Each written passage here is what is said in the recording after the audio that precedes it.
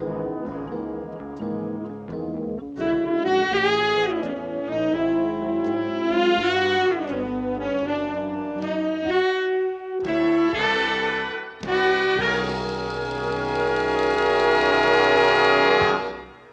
to this episode of SteeleWatching, Season 2, Episode 8, Steel Knuckles and Glass Jaws.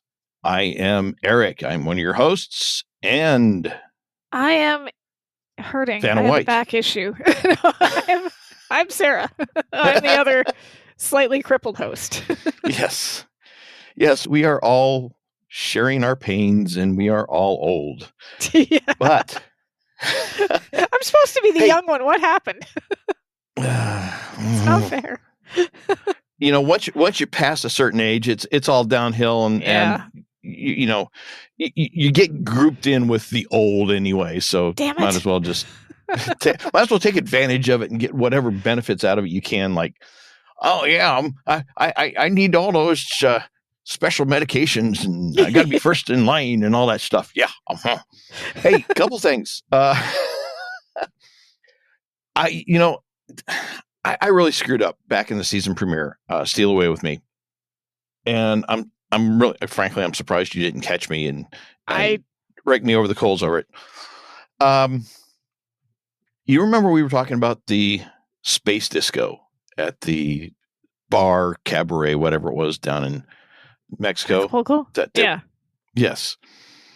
And you made the comment about how nobody could dance to this music, and I called it space disco. Yes. I was doing one of those think about A and suddenly end up at Z things this week. I was making coffee for myself in the morning, and I don't know how I got to it, but it was like, oh, wait a minute. I have a file that talks about all the edited music in the DVDs. I wonder. Was it a different song initially? Boom, boom, boom, boom, boom, boom, boom, boom, boom. Beat it, Michael Jackson. Wow. Okay. Although I might have preferred if they used the Weird Al Yankovic version. Yeah. Eat it. Yeah. But yes, it was originally supposed to be Michael Jackson. Yeah. Eat it. Okay. So now what I need to do is I need to put that on again and just put it on like silent and play Beat It on my computer and see if her movements can match the dance, because I still maintain that there's no like that. I don't know. Maybe the dancing would be better to that tune because it's more upbeat and it's more lively, and I could maybe see that. So I'm going to have to do that now. Yes. Wow. So, good to know. We screwed up. We missed that one, folks. Sorry about that. You could have gotten away with never mentioning it. I'm just saying. That's true. Hey, I can never pass up the chance to criticize myself. Anyway, Steel Knuckles and Glass Jaws first aired on November 29th, 1983, and was written by Jeff Melvoin, who just recently released a book called Stealing the Show. Running the Show, sorry. Yeah. I tried. Jeff, you should have used that as your title. Right? Yeah, which would have been perfect. Someone was kind enough to grace me a copy of, and that person is in the room. But you have a book we fairy. Won't mention any names because the book fairy. And it's actually a really good book, despite the fact only one chapter. Yeah. well, despite that too. Yeah, but also I was going to say, despite the fact that on the very first page, praise for running the show, television from the inside by Jeff Melvoin, who was the first one by JJ. Never met a lens flare he didn't like. Abrams. Yeah, oh God, yes. Also, JJ. I'm going to steal a plot and call it my own, Abrams. I am so glad that you have the same issue with his lens flares that I do, because I thought I was the only one, and it was driving me nuts. Like, that is not filmmaking. Yeah, okay, anyway. He calls it a stylistic choice. It's a choice. It's a choice. Yeah. It's so it's beating your head over the head with a hammer, but it's not really a good choice. It's not a good choice. It's a choice. So anyway, yes, new book, Jeff Melvoin, one short chapter. It's actually, the book is like snapshots from his career in television, and it's short little essays. It's not like a long continuous narrative. So it's an interesting book, but I think it'll still be good to give us a bit of insight into script writing, show running, that sort of thing, because we're some of it's knowledge and some of it is us guessing. So I think yeah. Yeah, but the thing that I think is going to take most people by surprise is that it's not the format that they're expecting. Yes, that's true. So anyway, the episode was, get back on track here, episode was directed by Don Weiss. So I went with the DVD liner notes. Ooh. Yeah. Ooh. Changing it up. Don't do that very often, do we? Yeah. I had mixed feelings about the TV Guide listing because there were things about it I liked, but I thought it gave away too much too soon. So the DVD liner notes are: Remington doesn't want to get involved when a shadowy figure from his past calls about a dead man and an abandoned baby, but Laura insists they take the job. Now, the TV Guide listing: a boxing manager's discovery of a dead bookie and an abandoned baby in a locker room prompt him to call one of his former fighters, the Kilkenny Kid, Pride of the Pampas, another of Steele's former identities. And I was okay with it up till they started revealing. Yeah, I agree. That I think the only thing that the TV Guide description does better is just like a former manager or a former manager or whatever. I don't think shadowy figure really fits Barney. He's not really a shadowy figure. He's more of a grifter. Yes. Yeah. But yeah, I do. That's the reason I like the TV Guide listing is because that first part of it, boxing manager, dead bookie, abandoned baby, locker room. That's where it should have ended. Yeah. Exactly. Yeah. Steele gets involved when a boxing manager calls him about a dead bookie and a baby in a locker room. Boom. There's your summary. Yes. Stuck the landing. Yeah. Now, I will also mention, because Jeff mentions it in his book, that this is a violation of the no gangsters rule. However, it's not the first. Yeah, and I thought that too, because we've had Considine and we've had the other one. Considine was the first, and then there was the episode with they're running my brain's fried. I can't remember the second. They've done it twice. Yeah, and To Stop a Steal was actually written by Butler and Gleason. So they violated their own rule first season. No gangsters. Yeah, they're yeah. Rules for thee, not for me. Anyway. Yes. Maybe it was because this was more explicitly tied to like shadowy underworld gang, like I don't know. It seemed more like something you'd see in a gangster movie as opposed to kind of being on the periphery, right? Like to Stop a Steal and High Flying Steele was the other one, right? Because she was married to that was Considine, and then To Stop a Steal was the other, So they were both gangsters. There was 2 episodes where they've had gangsters. In the past. High Flying Steele, borderline gangster, or Steele Flying High. I can never remember which it is. Me either. But To Stop a Steal, Considine and his associates. That one was also, but both of these, To Stop a Steal and Steel Knuckles, the gangsters, they're not allowed to run wild like a typical gangster TV show where there's lots of shooting up and, whacking people's heads and that sort of thing. I mean, there's the threats of it, but it's never actually carried out. So I think in that respect, they are definitely different. The blood still isn't real. Yeah. Right. And so they avoided the very things that Gleason and Butler were wanting to avoid. Yeah. So. Agreed. Anyway, the episode starts and we see a man running through the streets at night. Cars are screeching to a halt and honking their horns as he runs out madly in front of them. And he's carrying a bundle of something, maybe a backpack. We can't really tell at this point. And he ducks into an alley and hides behind a dumpster. Then we see a couple men run across the street, obviously chasing him. And the 2 men pause at the entrance of the alley, look, can't see him, and then they take off down the street. After the 2 men have left, the first man gets up from behind the dumpster and, hearing the sound of music, takes off running again toward the music. Dun, dun, dun. Inside the gym, we hear the March of the Toreadors from Carmen by Bizet.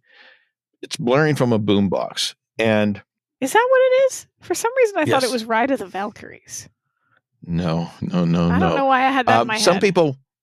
Some people might be more familiar with this from the Gilligan's Island episode called The Producer with Phil Silvers as Harold Hecuba. I've got mixed feelings about Gilligan's Island, but that was a funny episode. That really was a funny episode. Yeah. Anyway, according to the script, the description is, as Carmen issues incongruously forth, the camera moves through the busy interior of this ancient boxing establishment operating on the fringes of respectability. That's a good description. Boxers hit the light and heavy bags, settle on the ring where heavyweight Herschel the Hammer Sinclair, 28, spars under the gloomy gaze of manager Barney Kiernan, 50. If he's only 50, I'm only 30. I'm going to argue that if Herschel is 28, yeah, I don't buy it. You're 15. Yeah, right. Like, there's no way that guy's 28. Yeah, and I had it in here, and trust me, he ain't 30. Yeah. So, and actually, Burt Remsen, who played Barney, was actually almost 59 at the time of the episode, so almost a full decade later than what he's supposed to be. He looks 60s. Yes, he looks it. Yeah, definitely. So the description goes on and says, the Hammer is a naturally congenial fellow with a strong streak of optimism, undiminished by a minimal boxing record and a number 17 ranking in his weight division. Barney is a sorrowful student of the fight game whose tired Irish eyes have seen it all several times. So, I like that description of Barney and Herschel. Although, the ranking things come up kind of in passing in this episode. I've never understood boxing rankings. I don't know if you do or not. Oh, God, I'm so glad you said that, because I don't either. And I've... like, my husband does, because he's not a huge boxing fan, but he's a huge sports fan. So he sort of has an overall understanding of, like, every sport. I would argue some of them aren't actually sports, but whatever. I would argue boxing isn't a sport, but anyway. Yeah, right? Like, it's I don't know. I don't know how you wake up in the morning and go, I want to get punched for a living. Yeah. I don't know how that. Anyway, no, doesn't work for me. I don't know how it works. I get punched enough, by life as it is anyway. So, I don't know how you how the rankings work, and B, like, I get how the weight divisions work, and that makes sense, right? Right. But I don't get how, like, if Herschel, for example, has, and we find this out later, his matches were, as Laura says, tank town matches, right? No class, whatever. Then how does he get to be ranked what he's ranked if he's not fighting people that are the same? I don't know. I just don't. I don't. Yeah. I tried to look it up. And the best thing I could come up with was essentially something that I'd heard a long time ago, and that is basically they just make it up. Okay. Yeah, that makes sense. They like this fighter. They don't like this fighter. So if the fighter they like is ranked against a fighter they don't like, they call it a tank town match, and they don't score. If the fighter they don't like wins, they don't score him up as high because he's not a very good fighter anyway. So we'll just erase it and fudge the numbers. And it seems to be it's all made up. So anyway, yeah, we're in the gym. Barney is at the side of the boxing ring while the Hammer is inside the ring sparring with another man. And after a moment, the music stops because some guy from across the room walks over and shuts it off because he doesn't like it. And Hammer's, I like that music. Yep. And the kid, it is. He's kind of a kid, especially compared to Herschel. You mean 28-year-old Herschel? All of 28? Yeah. Hey, it's a young man's game. What do they say? Yeah, sure. Okay. So the kid turns the music back on, and then Herschel and the other guy start going at it again. And then we cut and see the man from before. He's running upstairs, still carrying the bundle, and he's obviously bleeding. We see the blood droplets as the camera focuses in on them on the stairs. Then, having reached the top of the stairs, he ducks into a locker room, moves around the various groups of lockers, looking them over, stops at one labeled The Hammer, opens the door, shoves the bundle in, grabs at his bleeding chest, and then collapses on the floor. back in the ring, the sparring ends. The Hammer comes over to the side and meets with Barney. And turning off the music, Herschel tells Barney, I'm feeling strong, Barney, strong. But Barney just kind of dismisses his enthusiasm, saying, strong don't mean nothing without defense, kid. You never met a fighter like Flynn. He's crafty and experienced. One mistake and it's good night, Irene. But Hammer's not going to be discouraged, insisting that I'm ready. This is my fight. It's my time. Face it, Barney, you just can't admit things are looking good. And again, Barney dismisses his optimism, saying, things ain't been looking good since Kennedy was president. So I like that line. he's barely finished that comment when they walk into, and they're walking back to the locker room. We see them as they're doing that, and he barely finishes that statement when they walk in through the doors to the locker room, and they find the first man, who we learn is Max, lying on the floor. Barney checks his pulse. He's dead. Then they hear a noise. It's a banging coming from inside of the Hammer's locker. Hammer moves over to the locker, opens the door, and both Herschel the Hammer Sinclair and Barney Kiernan stare into the locker in disbelief. I gotta say that is the quietest baby ever. Like, I'm sorry. No. That's probably the most, especially since it does nothing but cry for the rest of the episode. Well, that's true. But, there maybe just the act of being carried while Max was running was enough to settle him down and put him to sleep. Yeah, but I mean, you've got a kid. I've done it a few times too, and there's certain motions. Yeah, that's true. That just true. put him to sleep. I mean, a car is a magic box when it comes to kids. Stroller too. Stroller is, yeah. Yeah, but I mean, I think. I'm trying to remember. I think we may have had mixed results with strollers, but yeah, definitely put them in the car seat, throw them in the car, drive around the block for 20 minutes. They're out. Yeah, they that's true. Gone. That's true. And I can see how being carried while he's running could simulate that same type of a feeling and put him to sleep. But anyway, after they look in the locker and we don't see what they're seeing, we jump to the offices of Remington Steele. And Remington's dressed in a tux, and he's leaning against Mildred's desk, and he's not happy. He tells Mildred that he can't believe it. He just can't believe it.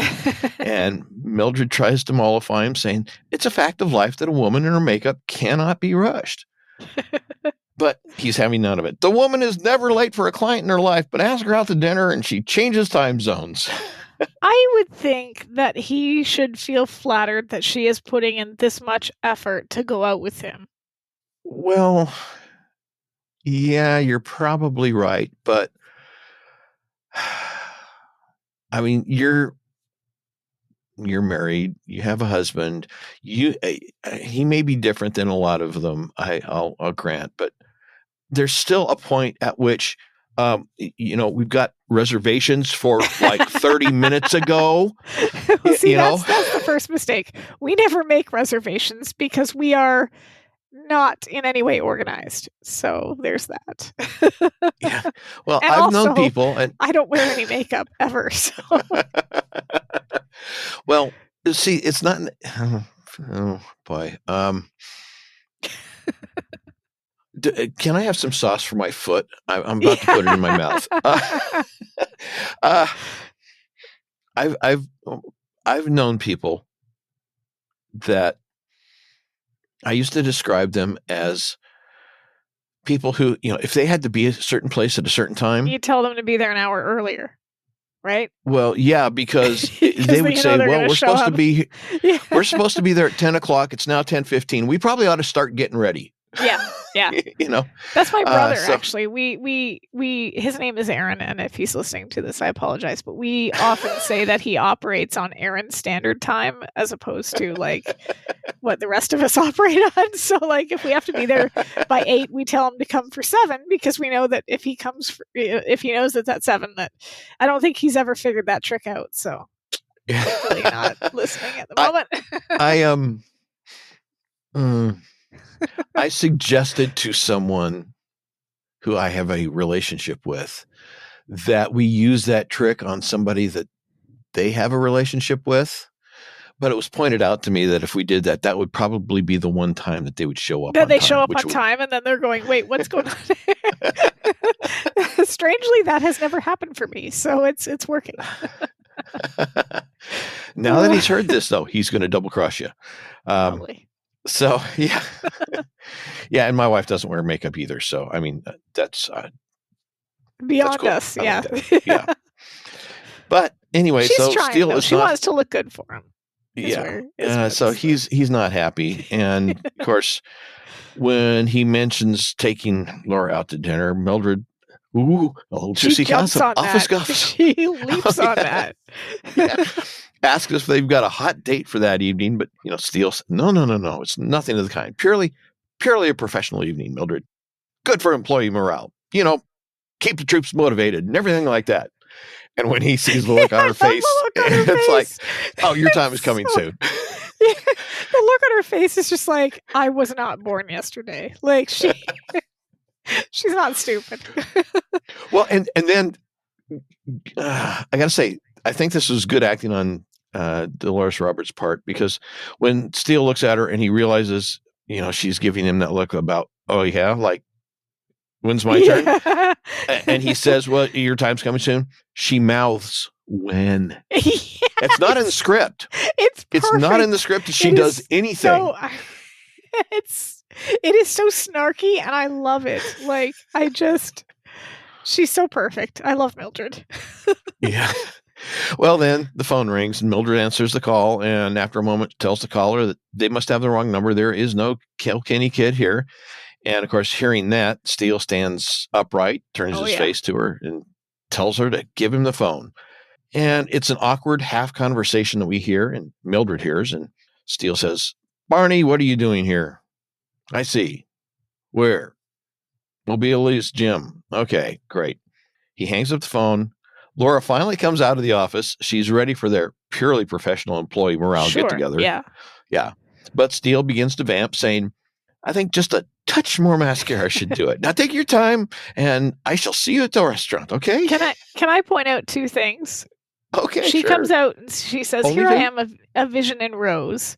The script says a vision in blue, so wardrobe must have changed that. Mm-hmm. But he's in a tux, and I'm not one to pick on, like, I think Stephanie looks gorgeous in a potato sack, but she's not dressed for somewhere where you would wear a tux.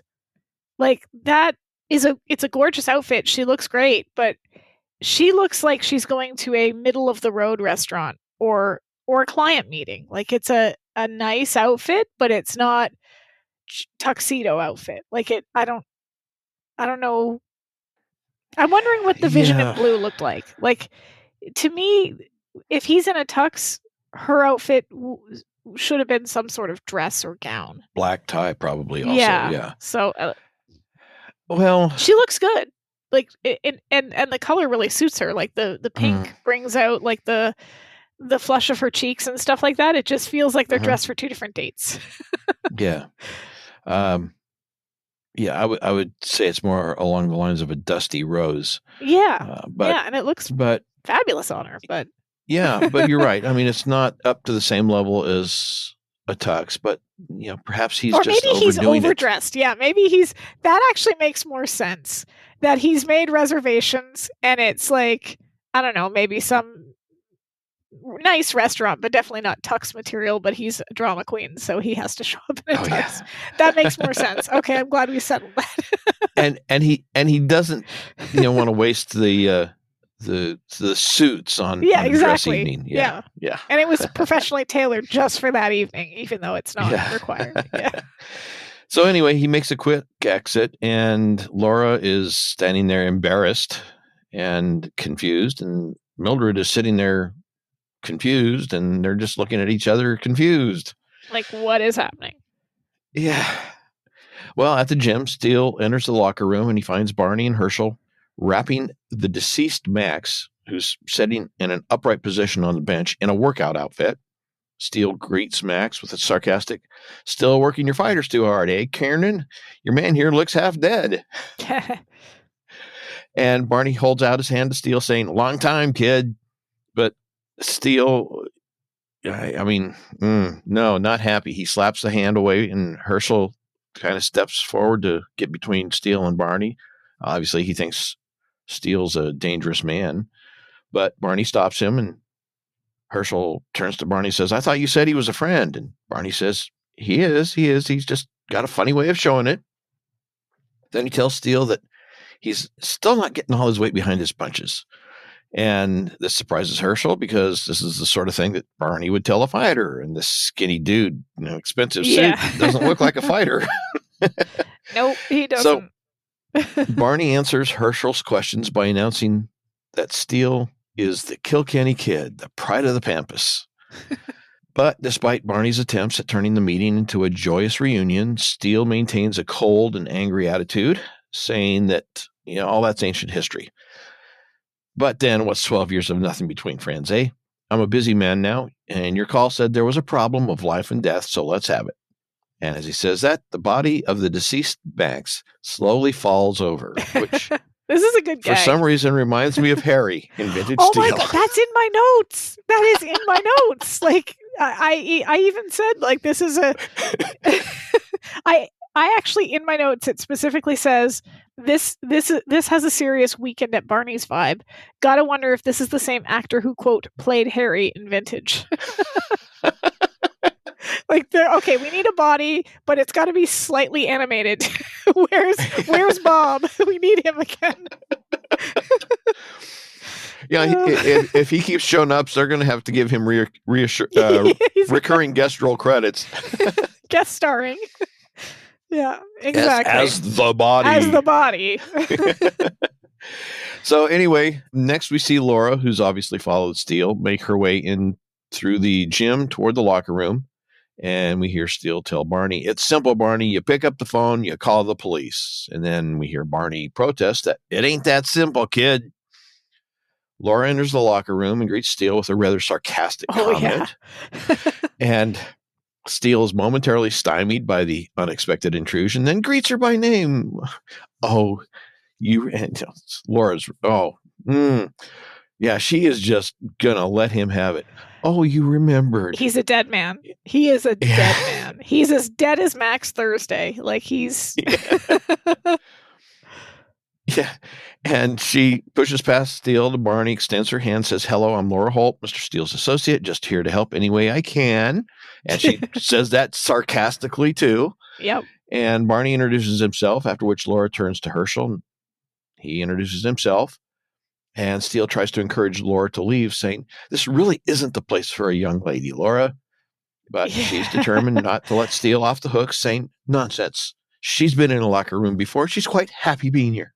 This is the worst thing to say to her if you want her to leave. Oh, yeah. Right? Like literally. Oh, yeah. This is the kind of person who, if you tell her this is not the right place for a woman, she lives there now. Like, that's how it's going to go. You know? Don't tell me I can't do something. Watch me. Exactly. Yeah, I've used that phrase a few times when I come up to an intersection and the sign says no U-turn, and don't tell me what to do. Watch me. Yeah, exactly. I know how to do that. But you didn't hear that from me. Nope. Anyway, Laura sits down on the bench next to Max, who's been leaning against the work table that's behind the bench. And she briefly looks at him and pronounces him to be a bit out of it. And Steele tries to clarify and correct, but Laura, she won't let him get a word in edgewise. She shushes him and says, no. Don't let me interrupt. What seems to be the trouble here? Very condescending. I love it when she gets that way. To be fair, she's pissed, right? Like, well, she is not. And he just told her that her ladylike sensibilities shouldn't be in a locker room. So yeah. I mean, come on. She's a detective. She's seen worse than this. Yeah, but exactly. Anyway, as she's waiting for a response, the lifeless body of Max falls over into her lap, and she jumps in some surprise and shock, or at least as well as somebody can when they've got a dead body in their lap. And she quickly recovers her composure, places her hand on Max's neck, feels for a pulse, and then finding none, cautiously says, I don't want to alarm you, gentlemen, but this man is dead. And Max turns to Steele and says, she's good, kid. Yeah. Is he serious? it's almost got to be sarcastic, eh? One of those Captain Obvious moments. I don't know, but I think that this scene is really indicative of why she belongs in this world, because she doesn't scream, she doesn't freak out, she doesn't go into hysterics. She literally looks down, feels the pulse, and then it's very comedic. I don't want to alarm you, gentlemen, right? But she's cool as a cucumber, even though there is a dead man in her lap. And so I don't know if if Barney is being sarcastic or not, but it's kind of hard to read. But I definitely think this is Laura's moment where she's just like, yeah, this is why I do belong in this world, because this is not going to rattle me. Yeah. But it does seem like one of those, anything else to tell us, Captain Obvious? Yeah, exactly. So Laura asks who the deceased man is, and the Hammer, bending over to prop Max back up against the table, says that he's a friend named Max Thursday. Barney says they dressed him in this workout outfit so no one would know that it was Max and that he was dead. And the problem is, not only did Max get drilled in the ribs by someone, but before he expired, he came to the gym and left a package in Hammer's locker. Yep. And that is the Hammer, didn't think it was in the best interests of the package to call the police. And as Barney is explaining this, the Hammer has slipped out of the room. And as the explanation comes to the close, the Hammer returns with the bundle we saw earlier, which is a baby. And Laura rushes over to Herschel's side and looks down at the baby, and then she looks sideways at Steele, who looks sideways at Barney, who then looks down at the mortal remains of Max, who falls over off the bench. Slumps over, feet coming up. ending up beneath the work table. Yep. Yep, it's good. So next we see a car driving through the darkness and the rain. It approaches a security gate. Two men are behind the gate, and one of them swings the gate open so that the other man can approach the car. And after a brief look inside, waves the car in. Car enters. The gate closes behind them. We jump to a scene where an older man is getting his fortune read by a woman with tarot cards. Go ahead. I know a lot of people that read tarot, and I have a couple of issues with this particular scene. Primarily, okay, do you know anything about tarot cards? I know that Mike Batt did a great album called Tarot Suite, I believe it was called. And it was very Alan Parsons-like, and I thought it was a great album. But beyond that, no. Cool. Okay. So I have no idea. So basically, when you read tarot, there are certain formations that you use. The most popular one is the Celtic Cross spread, which basically consists of 10 cards and is usually used for general readings. So people that want to know like what their future holds, usually you do the Celtic Cross pattern. Okay. Sometimes you would do a different pattern for like more specific geared readings, like if you're asking a specific question. But the thing about the Celtic Cross spread is it's 10 cards, and I only see 8 there. So I don't know if she's still pulling the cards, because usually what you do is you pull the cards face down into the pattern, and then you flip them over one by one. So theoretically, there should be 10 cards there already, but there's only 8. So I have no idea which spread she's using. That confuses Maybe she does it with an accent. I mean, Celtic isn't her first language. Well, but then, so the first card is supposed to represent your current situation. Second represents any obstacles or challenges that may be in the way. Mm-hmm. But theoretically, if she's already turned over all the cards, she should be on the 9th or 10th, which the 9th card represents your hopes and fears. The 10th represents the likely outcome, which doesn't really fit with the Hanged Man and the Empress. So I'm reading way too much into this, but when I saw this, I was like, okay, this doesn't work. But I looked up, because I'm not an expert on the Hanged Man or the Empress, because I'm not a tarot card reader, but I have friends that are. The Hanged Man understands that his position is, and this is from the website I got it from, is a sacrifice that he needed to make in order to progress forward, whether as repentance for past wrongdoings or a calculated step backward to recalculate his path onward. This time he spends here, this is if the Hanged Man is upright, will not be wasted. He does this as part of his progression forward, because if you pull the card and he's facing the other way, it means something different. You mean so just the way that the orientation of the card as you pull it? Yep. Because I was going to say you can't get hanged up.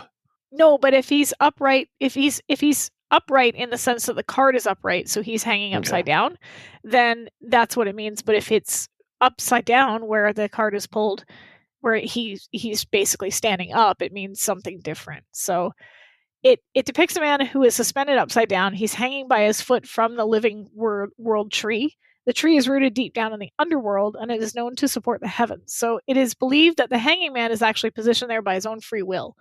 The serene expression on his face, his foot is bound to the branches, but his left foot remains free. At the same time, he is holding his hands behind his back in a way that forms an inverted triangle. So so that's what that means. And then the Empress depicts a woman sitting on the throne. From the abundant nature that surrounds her, we can assume that the woman represents the Earth Mother archetype, a goddess of fertility. Her world is ruled by Venus, which means that there is complete love, harmony, fertility, and luxury by the grace of this goddess. Yeah. Anyway, so that's what those two cards mean. I'm confused about the spread, but yeah.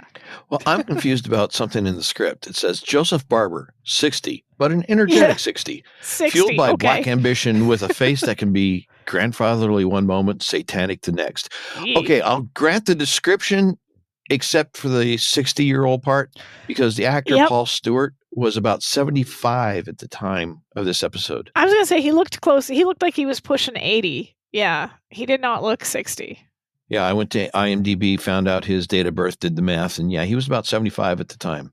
And he's been in a lot of stuff. In Cold Blood, 12 O'Clock High, Citizen Kane, a lot of TV shows, including one of my favorites, Ellery Queen with Jim Hutton. Huh. So, yeah, he wasn't 60.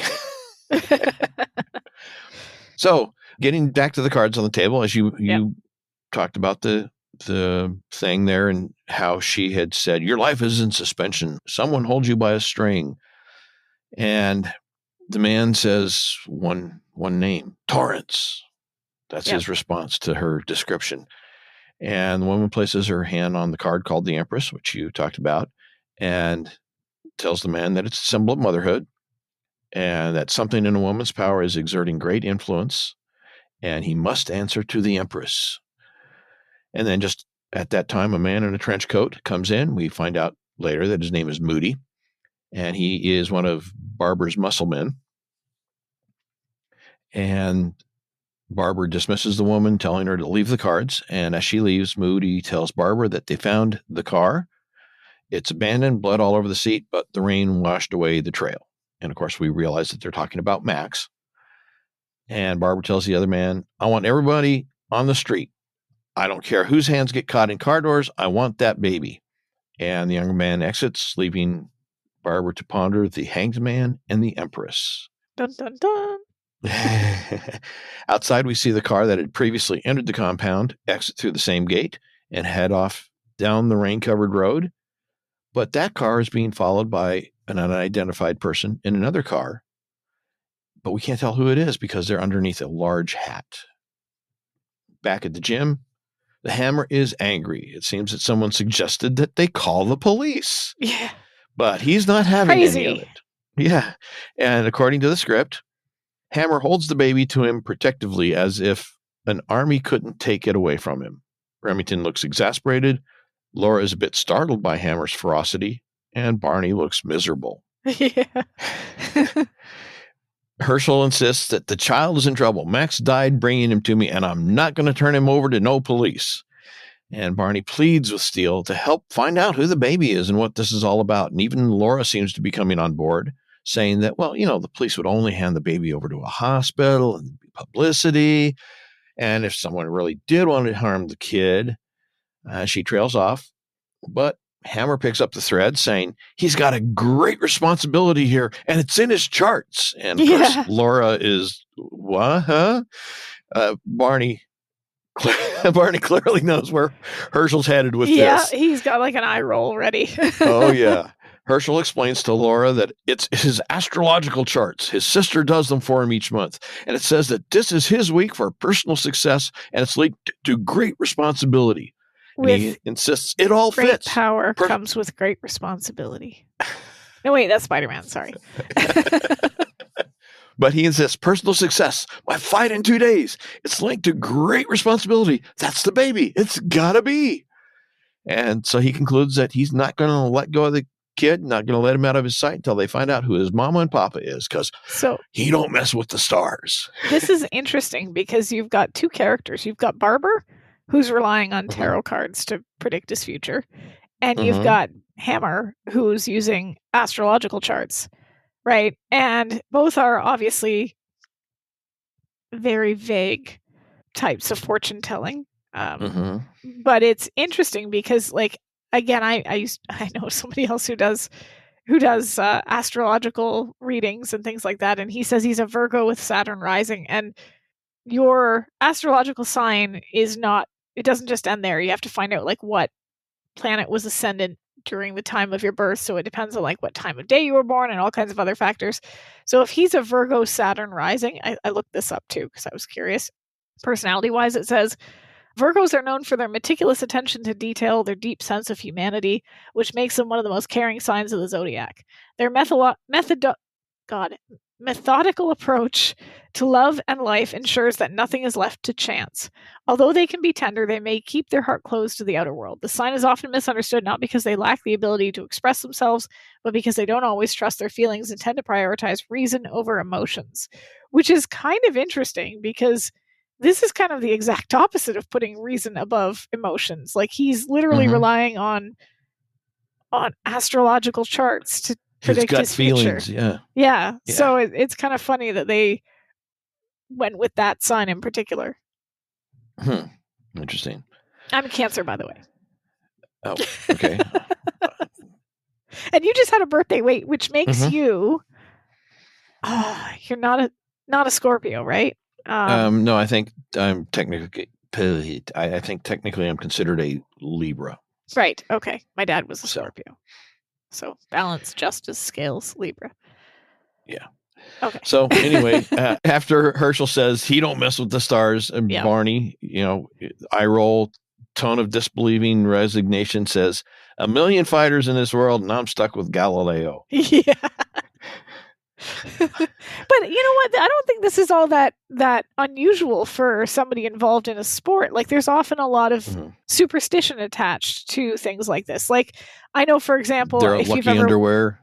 Well, if you've ever watched hockey at all, when the playoffs start, none of the players shave until their playoff run is concluded. So by the time you get to whoever the last two teams are, they're usually sporting like Santa Claus beards. They've got their playoff beard. I don't know what it is, but the playoff beard thing is a real thing. Like they don't shave. It's considered bad luck. So yeah, I don't think that this is unusual for a athlete to have a superstition.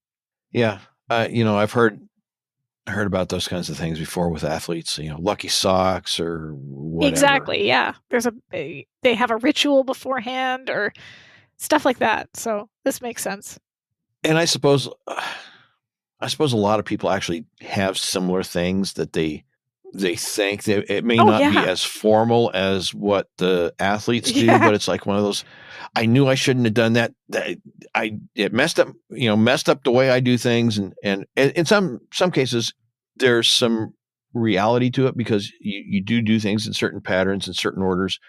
And when you get out of order, things do go haywire because you start forgetting to do this, that, or the other thing. Yeah. But at some point, sometimes it becomes ritualistic in the sense that it becomes it exists for itself rather than for the purpose of sequence and muscle memory and that sort of thing. So yeah. So back in the episode, down the street from the gym, we see Moody and another man roll up in cars, and Moody gets out, meets with another man on the street, then returns to the car and makes a call from the car phone. And inside the locker room, which is on the second floor, Steele glances out the window, sees the car, sees the man on the phone, and asks Barney if he had invited anyone else to their soiree. Barney says no. He moves to the window, sees for himself. There's 4 men, including Moody. They run across the street toward the gym and then start running up the stairs toward the locker room, only to find it deserted. Moody begins searching through the locker, only to discover Max's body. Poor Max. And outside, yeah. Well, at least it's not. It's the locker room floor and the locker itself. Yeah. It's not like it's a trunk of a car, a barrel, or or something like that. Yes, I mean, or a conveyor belt. Yeah. So he's not. Yeah. Yeah.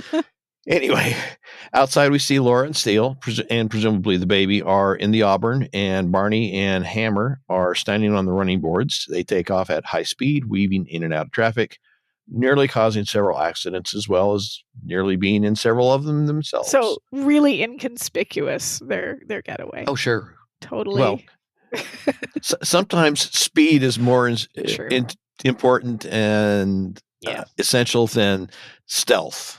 Yeah. But anyways, they're making their escape. They are being observed again by the person in the large hat and the other car. Then we see Laura's loft. So we've obviously got a time jump here because Laura's it's loft. a disaster. Blankets, baby clothes, towels, diapers, stuffed animals, baby supplies, just everywhere. Laura is attempting to change a diaper on the baby, who insists on crying. On the table. What is going on with this? She's on the table. She's crouched like some sort of weird bird on the table. Like, what? Now, I have complained about their weird positionings and the places they sit in the past. You know, they lay on a desk or they lay on the floor when they have a perfectly good couch just sitting there. But she looks like a vulture. She's perched on this. This is a small table. She could be on her knees on the floor changing this baby. Why is she on top of the table? What's going on? I don't think she's really on top of the table. No, I think it's a coffee table, and she is crouched down in front of it. But why would you do it on the coffee table? Because when she stands up on the table. You see, she's on top of the table. It's weird. I went back and watched that scene several times because she was perched so strangely. And she's on the table, which strikes me as dangerous because if she loses her balance, she falls on top of the baby, and then she stands up on top of the table to hand the baby to him. I don't get it. I gotta blame sleep deprivation on this one because it's a weird way to sit. It's also a weird way to change a diaper. Like, that can't be comfortable for anybody involved. No. I mean, on the couch with pillows next to the baby to hold him in place, that sort of thing. Yeah, but, exactly. Or on the floor with pillows to hold on either side of the baby to hold him in place. I have changed many a diaper on the floor, on every surface, because we didn't buy one of those change tables. We thought they were a waste of money, so we just used pads. Do people really buy those? Oh, people do. I know. Well, middle class, uppity people, I guess. Wait, no, I'm not insulting anybody who has bought a change table. Please don't come for us. But I have a small apartment. There's nowhere to put something like that. So we just either in the playpen that we had, or put we had those. We actually went and bought those dog pee pads and used those, and just rolled them out and put the baby on those, right? Because go to it, kid. Exactly. It'll soak it up. I wasn't it's better than Bounty, the quicker picker upper. I didn't doggy train her. I'm just saying that's where we changed. Did you buy her a crate too? Well, yeah, but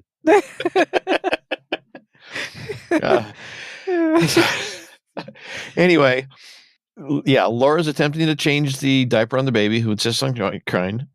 Laura tries to calm and soothe the baby by talking to him in a sing-song tone. Yeah. But apparently it's all too much for Steele, who suggests that she's merely supposed to change the baby, not gift wrap him. And of course, she snaps back at him, well, you could make yourself useful and get the formula. Maybe that would work. And he says, well, it hasn't the last 3 times, but whatever mother wants. I love this because they've fallen into a pattern of an exhausted married couple with a first-time baby without even realizing it. He's even calling her mother, whatever mother wants. But that was sarcasm. I know, but are you telling me that wouldn't be the case if both of you were up all night? Sure, whatever you want, boss. I withhold comment. This is a thing. and it's very real. So I'm gonna go with this is good writing. I think I'm wondering if Jeff Melvoin was a young father when he wrote this. He might have been. He might have been. But anyway, as their verbal fencing continues, Steele grabs a bottle from the pan that's being used to heat the formula, which is in the bottle, and he goes to test the temperature on his arm, as a lot of people will do. Highly recommended that you test the temperature of the formula on the inside of your arm, because that's a sensitive area, and it's going to feel kind of the same way as it would for the baby in his mouth.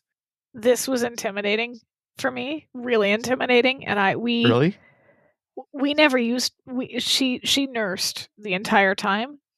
I bought. You didn't formula. have to heat your bottle. I wasn't against it. It was already room temperature. Yeah, exactly. I wasn't against it, but it was one of those things where part of the reason I wanted to nurse her was because it was so intimidating.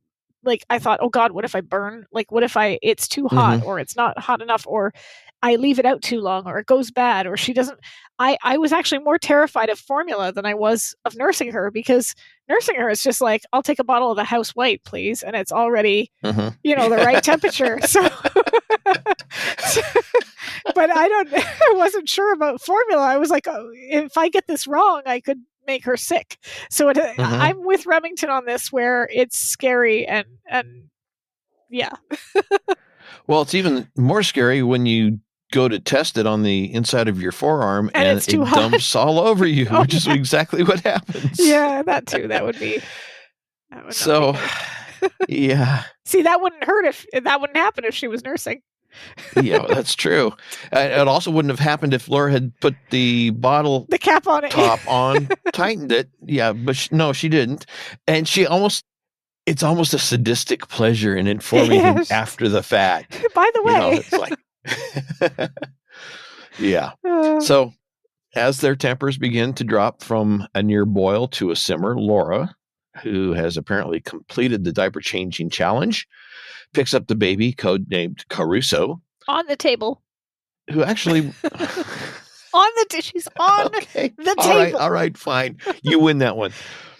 She picks him up, and the baby actually quiets down. And Steele, who moments earlier had been complaining about the lack of sleep the previous night, while wandering around in endless circles to the ceaseless accompaniment of infantile screaming, as he puts it, congratulates Laura on her success, saying that with some luck, maybe she could keep him quiet for half an hour or maybe 15 minutes. And obviously he's intending to try and catch some sleep. Or a shower, or finish shaving. Or something, yeah. Something that he would enjoy doing with peace and quiet, yes. Yeah. Can I add something else here? Because as irritated as I am about the table thing, when she stands up, she goes to lift the baby, she stands up, despite his exhaustion and annoyance, he's right there beside her. Something I hadn't noticed before, like ready to support her, help her with the baby, whatever. I mean, granted, something she wouldn't need to do if she wasn't perched atop the table like a praying mantis, but he's like right there. So I mean, it is a bit of teamwork. I would also like to say that she says something like, how would you like to wake up in a gym locker full of strangers? And then he says, actually, I've done it. It wasn't bad. I want that fan fiction. So please, somebody write that story. I want to know how he woke up in a gym locker full of strangers. Anyway. I mean, it couldn't be that many strangers. The lockers aren't that large. Well, he's not that large either. I mean, I used to be able to fit into a high school locker. Yeah, but that's But you probably couldn't get 5 of your closest friends in there with you. No, I'm assuming he meant he woke up in a gym in the locker and they were outside the locker. Yeah. But I guess we need that clarification, so somebody needs to write that story. There you go. There you go. But anyway, as he's planning to go off and do whatever he needs to do, 15 minutes to do, things go nuts. First, someone's leaning on the buzzer at the front door. Then somebody's alarm clock goes off. And the hammer, who's sharing Laura's bed with Barney, begins hollering, "Everybody up, got to hit the road." And, of course, all the noise and commotion are too much for the baby, who begins crying again. Why were Laura and Steele up all night and Barney and Hammer were spooning in her bed? Like, what's going on there? Why didn't they do shifts? Well, he's got a fight coming up, so I mean, he's got to get his sleep. And okay, what's Barney's excuse? Hey, I'm old. I get to sleep. Shut up. Oh yeah, he's sprightly 50. So anyway, Barney and Herschel squabble about how a dog would have been preferable to a baby since a dog can be muzzled, but how the charts also say baby, not dog. They didn't really say that either, but anyway. Steele's at the front door to let Mildred in, and she is shocked.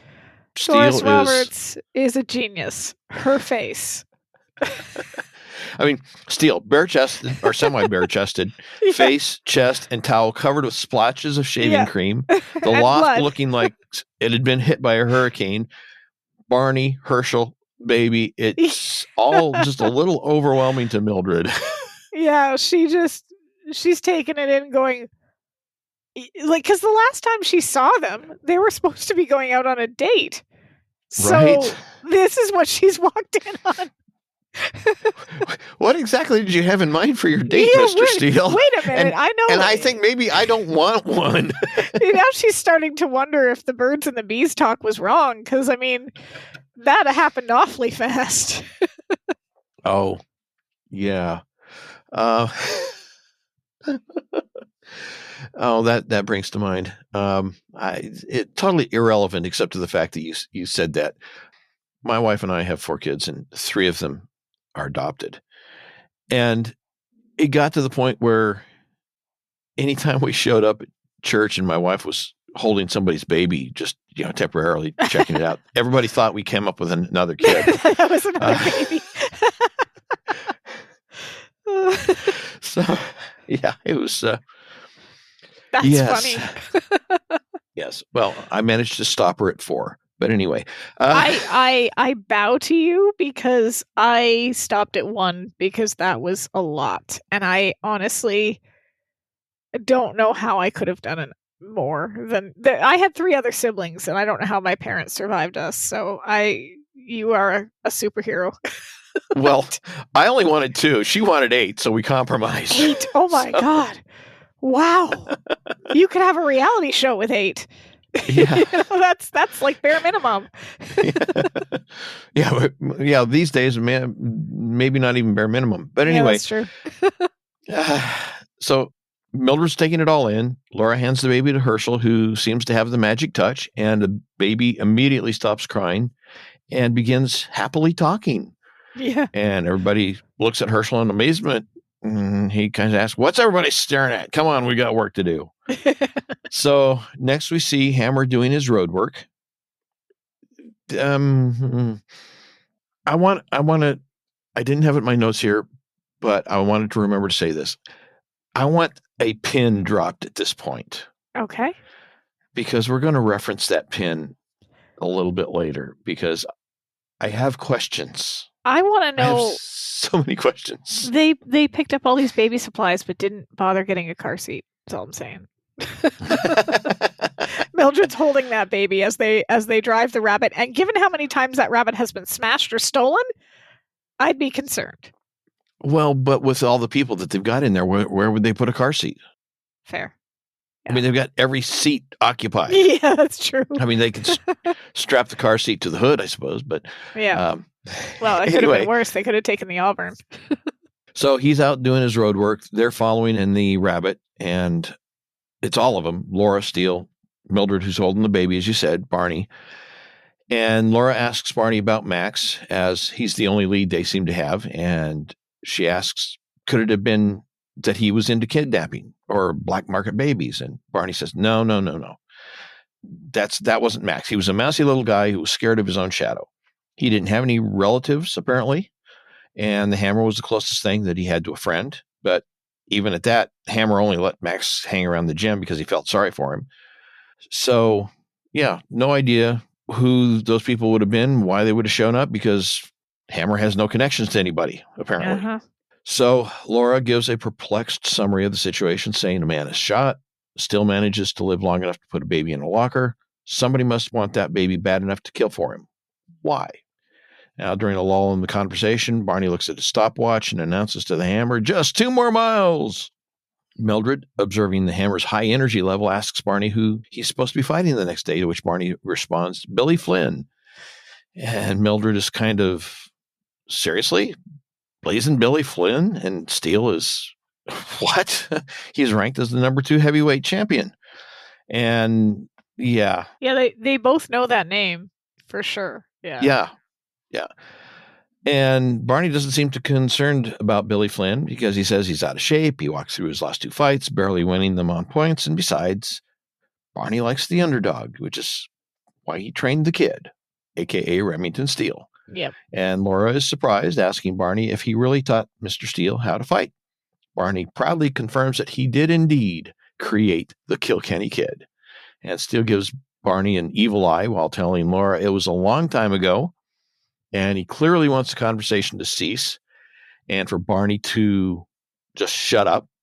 But Laura and Barney carry on. "Oh, where did you train him? In Ireland?" "No, South America." It's a long story, but Steele's had enough. He cuts off the exchange by stating that no, it's not a long story. It's a short story, and it's just come to an end. At which point, he turns up the volume on the boombox, preventing any further conversation, and then glances over his shoulder, and he silently mouths, "I'll," while raising a threatening fist to him. I'm curious. Okay. Why doesn't he want her to know anything about this? It's not, this is something he wasn't stealing, or this wasn't a con per se. I mean, they were sort of fleecing the people they fought a little bit, but it was still legitimate fights. It wasn't like they were. Why wouldn't he want her to know this story? Is it because it made him vulnerable? Yeah, I think so. Well, first of all, he's not happy seeing Barney, obviously. No, obviously. And I think part of it is that he just doesn't want to have to discuss Barney, because it just, there are times, and there are people in, I would say probably most people's lives, where somebody has done something to you or whatever, and you don't want to talk about them. You don't care what the situation is. You don't care why the subject comes up. You just don't want to talk about them. And I think that's what's going on. He doesn't want to talk about what happened in South America with Barney because he just doesn't want to talk about Barney. Yeah, that could be it. I mean, from the story we get later, it sounds like, similar to Daniel, Barney was something of a father figure to him and let him down in a big way. Yeah. Whereas Daniel didn't, obviously. So yeah, they went their separate ways, but they left on good terms. Whereas Barney, we find out later, just kind of left Steele hanging there. Yeah. And I think I was going to get into it later in my notes, but I'll mention it here since you kind of brought that up. Maybe one of the reasons why Steele doesn't want to talk about it is because at this point he's still mad about what he thinks he lost out on by Barney not showing up, because the plan was to go to America and be a fighter. Yeah. And so I think probably all the time since that occurred, he hasn't necessarily dwelled on it, but he's remembered it. And to him, it represents something that he could have had, but somebody took it away from him or cheated him out of it, or that he didn't get his shot at it because somebody else failed him. And he hasn't reached the point yet where he realizes that if that had happened, this right now with Laura wouldn't have happened. Yeah. But where does this fit into with Daniel? Because from what we understand, Daniel found him as a child on the streets of London. So this must have been, he must have left Daniel, gone to South America, and met Barney there, because he wouldn't have been any younger than that. So I'm wondering too, because Barney describes him later on as being filled with rage. And that's how Daniel talks about him too. Daniel talks about how he found this kid on the streets. He was angry at the world, how he sort of cultivated that. And I'm wondering, and this could be my brain already forming a story in my head, but I'm wondering if maybe Daniel found him, tried to channel that rage and couldn't because he was just still too angry at the world. They parted ways for a bit, probably, as you said, amicably, but with Steele still having that anger in him. And Barney maybe promised to help him use that anger in a way that was productive, right? Like, you can fight and you can channel that rage that you feel, and it can actually work for you. And so that, like you said, like you were just saying, because this is what made me think of it, he probably saw that as a path. I can go on this path. I can use this talent that I have, this anger that I have. And when Barney left him there, he also left him with that anger, with nowhere to go.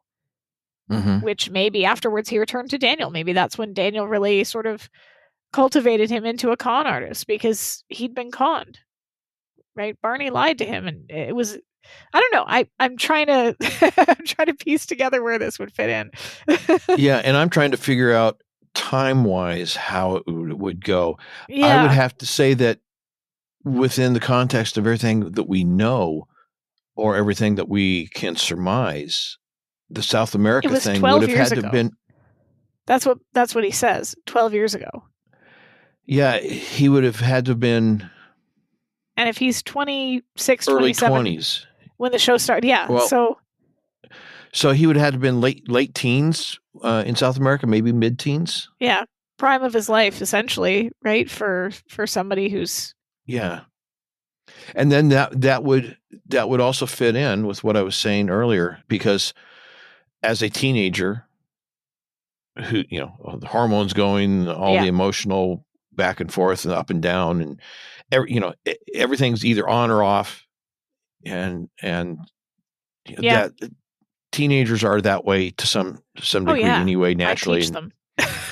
So, when all this happened and Barney took off, then he went to 11 on his anger scale, and that anger is still there from as kind of a leftover from his teenage years. So because he never had any closure, right? Barney was just gone and left him there on that street corner with no money, no nothing.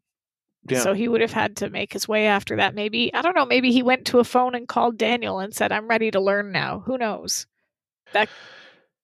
Yeah, or I can also see where maybe Daniel, I don't remember if we got any details about how old Steele was when Daniel found 11 him. or 12. 11 or 12. Yeah, he was he would, well, I was thinking maybe a little younger than that, but yeah, I mean, it's a real tight timeline. So somebody would have to do a lot of calculating and research to make it fit without any kind of question. So that's your assignment, Sarah. That's your new fan fiction that you're going to work on right now. So anyway, back into the episode. Yeah. Sorry. We are doing an episode, right? Yeah. We are. I think so. Laura and Steele are searching at Max's apartment, and it's a dingy, rundown place with large sections of, it looks like stucco having peeled off the walls, pictures hanging at carelessly odd angles, newspapers strewn about, dirty plates and takeout containers, both retaining remnants of their past culinary offerings, an empty coffee cup, a can-like ashtray on a coffee table. Steele comments that, judging by his apartment, Max was about as colorful as a rainy day in Baltimore. That's oddly specific. Yes, yeah, exactly. Well, they take a look in the freezer, under the sofa cushions, in the drawers of a small writing desk that's against one wall, through a folder that Steele finds that has papers in it. As they're searching, Laura moves into the bedroom to continue the search, and as she does, the front door opens. Well, it's Moody and several of his associates. They enter the apartment and confront Steele, saying, "The name downstairs says Max Thursday. Max I know. You I don't." And Steele flippantly says, "It's a shame he didn't introduce them all sooner." And Moody asks if Steele's there alone. And he says, "Well, yeah, he is." And suggests that now, since Moody is familiar with the door, he should use it. Moody picks up Laura's purse, holds it out to Steele, and "This must be yours then, eh?" And Steele assumes a kind of a bashful look and poses. Yeah. Well, things aren't looking too good for Steele, but Laura saves the moment by stepping out from the bedroom, clad only in her slip and not much else. Yep. And she challenges Moody, saying, no, the purse is hers. And Moody can tell her husband that he can send all the detectives he likes. She and Herman don't care anymore. Herman. Ouch. This is revenge for Myrtle. Herman. Which I've got Herman. Really? Was she just watching episodes of the Munsters? Yeah, right. Like, and also I have to say, I know that slips were a thing in the 80s. I'm assuming they're not really a thing anymore. I don't know, but like, dear God, that looks uncomfortable. I haven't worn one in a long time. Well, yeah, it does not look comfortable to wear under your clothing as everyday sort of underwear. I don't know. I can't remember if she was wearing a dress prior to walking in there, but if she wasn't, that would bunch up around your... Okay, well, then I guess that makes a bit more sense, but still. Yeah. Yeah. I think that the idea of the slip was to keep the clothes from clinging and crevicing, so to speak. Wow, you know far more about this than I do. Well, I grew up when I know women wore them more often, and recognizing the difference between how women appear in clothing now versus then. Crevicing, I think would be a good term. Anyway, it's a good save on her part. It's actually a really clever idea, and the only thing that sort of screws the pooch on that is the ID that they find afterwards. I mean, he obviously doesn't buy it to begin with, but she, it was a good cover, and it's one of those moments where when it's, like you said, when it's spontaneous, she's good at this sort of thing. Yeah. Yeah. But as you said, he's not exactly a rocket scientist, but he isn't dumb. So he doesn't buy Laura's story. And he tries to use a little bit of intimidation. He advances on Laura, puts his hand on her shoulder, and starts to pull down the strap of her slip. And Steele moves in to jump on him, but the other two goons grab Steele, and Moody punches him. And Laura then tries to jump Moody, but he turns around and grabs her and shoves her. And he begins with some indirect threats saying, hey, I'm the bad guy here. I work for a very powerful man. Now, if I don't find something for him, he's going to be very upset. And he asks Steele if he knows where the thing that he's looking for can be found. Now, Steele, bloody lip and obviously painful, mumbles a response. But Moody doesn't like the answer, which I'm not sure how he would have understood it because not much to come out of his mouth there. But he tries to bully Steele, and Laura steps in between them and says, he said he doesn't know anything. She gets right between them. Oh, yeah. Like, she's ready to take whatever punch comes next. And it's the same type of attitude she had with Considine. Yeah, like, she's not scared. And I mean, technically she should be, but she's not, because she's just, I think it's interesting because usually in these scenes you've got exactly what happened with Moody, where he takes the strap or touches the strap. And then, of course, Steele jumps in, right? Which he would, because this makes perfect sense. They're about to hurt Laura. He's going to protect her. But I love the fact that they do the same thing with her, that they hurt him and she like runs and gets between them with no thought for her own personal safety. Like, what's she going to do? She's not going to be able to fight them off. But she does not care. Like, it's pretty impressive. Yeah. But, never underestimate the power of an angry woman. Yeah. my youngest daughter, she might be 110 pounds. Well, no, she might be 100 pounds if she's soaking wet and has just finished a large meal. She barely stands 5 foot. But yeah, don't cross her, especially when it comes to her kids. Well, I can understand that. Small dog syndrome. Yep. Ooh, she has it in spades. Yeah, I have that too. And it actually drives my husband nuts at times because, like, he's 6'2", and so he's not used to feeling intimidated. But I, being all of 5'3", you threaten me, you come at my kids or my kid, I will rip you to shreds and not think twice. Like, so anyway, Moody says, well, he hopes that they don't know anything about what he's looking for because Mr. Barber doesn't like for him to have to ask people a second time. So they've now got a name. Yep. Well, back at the home of Joseph Barber, Barber is attending to the plants that are in his living room and various places, and a phone call comes in. It's from a Mr. Anthony Torrance. Barber may be a boss in Los Angeles, but even a boss has a boss, and it seems that Anthony Torrance is that boss. Yep. And Mr. Anthony Torrance has concerns. He's heard that Barber's been having some personal problems. Barber assures him that he can take care of it. And when Torrance said that he wouldn't want anything to interfere with business, Barber gets angry. And Torrance gets angry right back.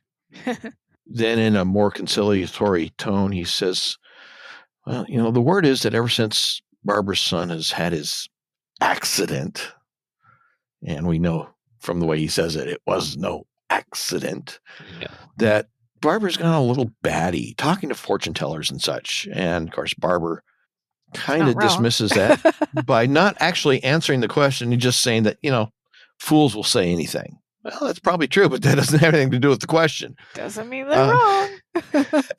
Torrance goes on to remind Barber that a lot of people have invested a lot of money in a casino operation headed by Barber, but they haven't seen any return on their investment, and they are getting impatient. Torrance has been taking the heat for Barber over it, and he's let the matter go on longer than everyone else thinks he should have, but tomorrow's it. Barber is offended, telling Torrance that he's never failed to make good before, and he's not going to fail this time now.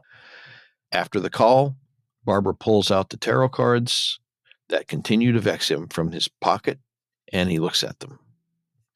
And as he's contemplating them, Moody comes in, says there's no word on Max Thursday. No one at the gym seems to know anything, but at his apartment, they ran into a couple that were trying to be a little bit too clever for their own good.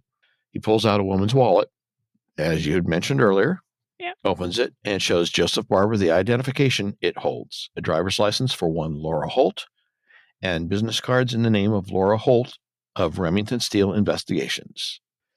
Back at the office, Laura is nursing Remington's split lip, but an attempt at levity on her part falls flat and prompts a tense exchange. Yeah. Steele seems to take offense at her comment about having to cancel all photo calls for the day. He complains that he's almost killed by Attila the Thug, which is a good line. I like that. That the baby they're protecting is wanted by Joseph Barber, the biggest gangster in L.A., and all she can do is make jokes about his profile.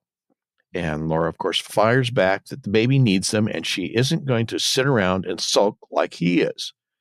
And when Steele asks what she means by that, she brings up his bad attitude about him, Barney, and South America, and whatever all that was about, and that he needs to get his head out of the past and focus on what's happening right here and right now. Which is interesting, because normally she's wanting to dig into that. She's wanting to know what happened in the past.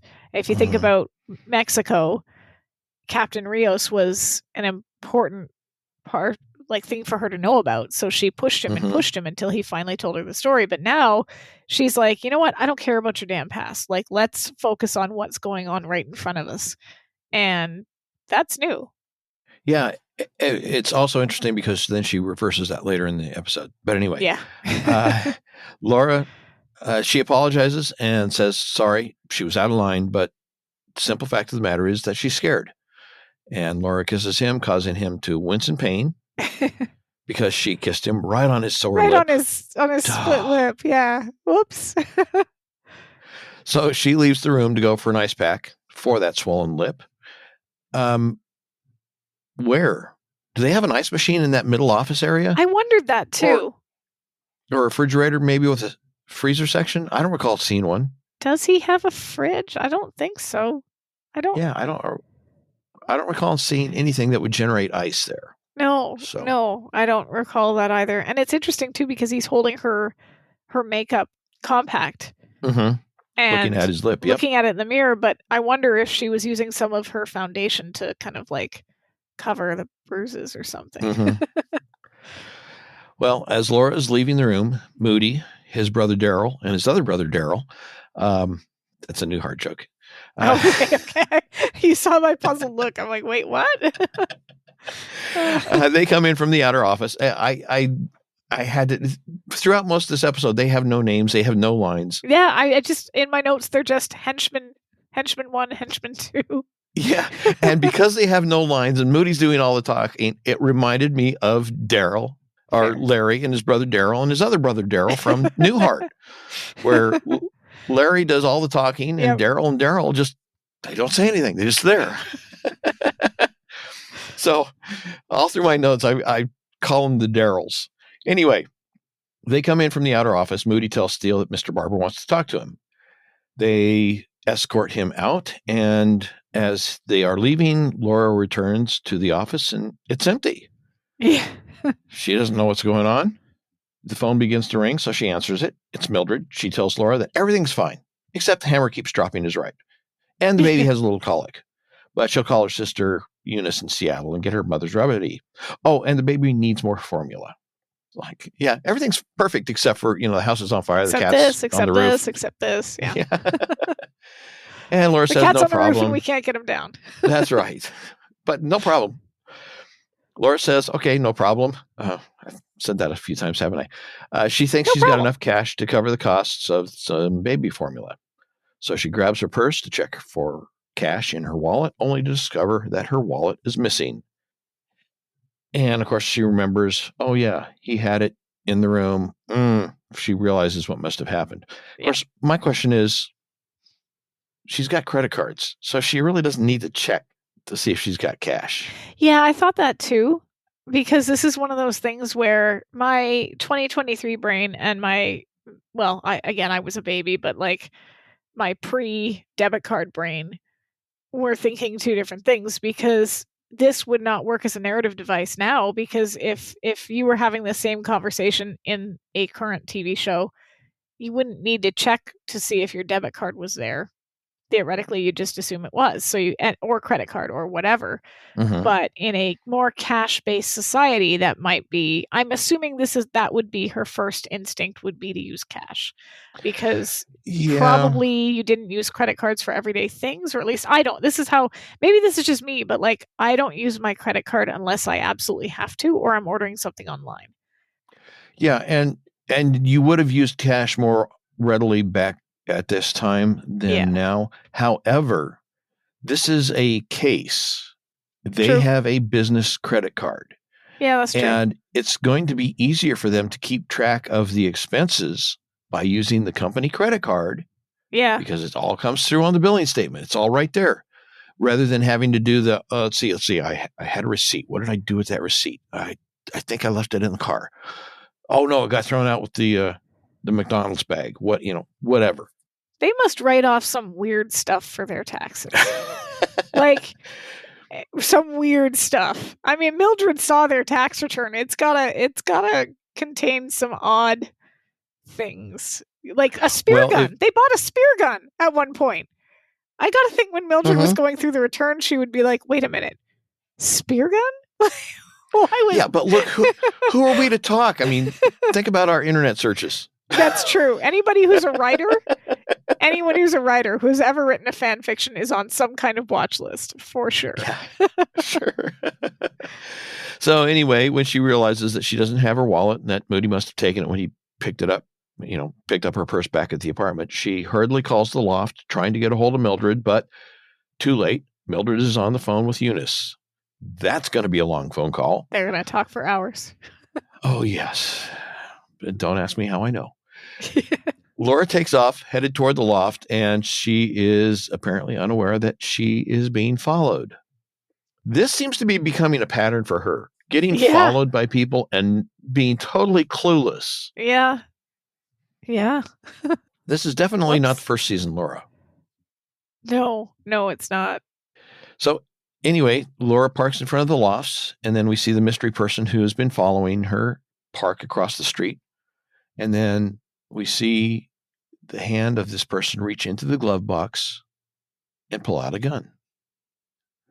Inside the apartment, Mildred is walking with the baby. Hammer is working out on an impromptu punching bag, and Barney is coaching him. The front door slides open, revealing Laura stiffly standing there, and then she stiffly walks into the loft, followed by a woman with a gun. Our mystery person is finally revealed. Herschel tries to rush the woman and snatch the gun, but they both fall to the ground.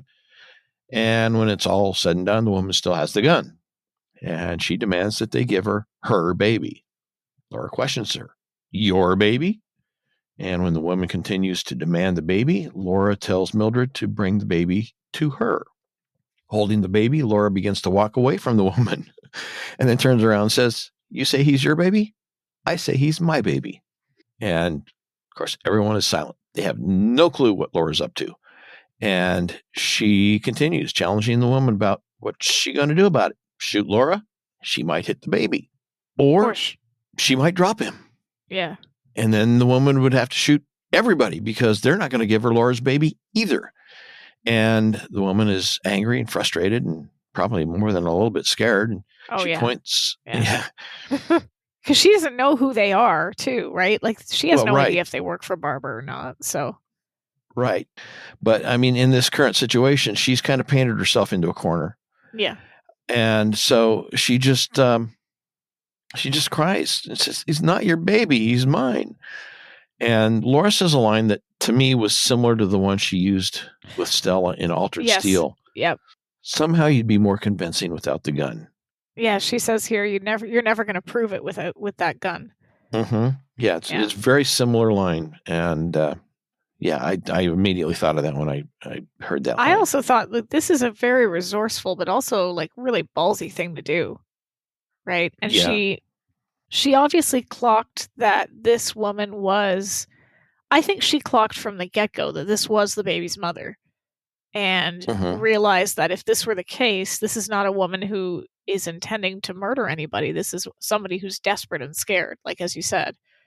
So.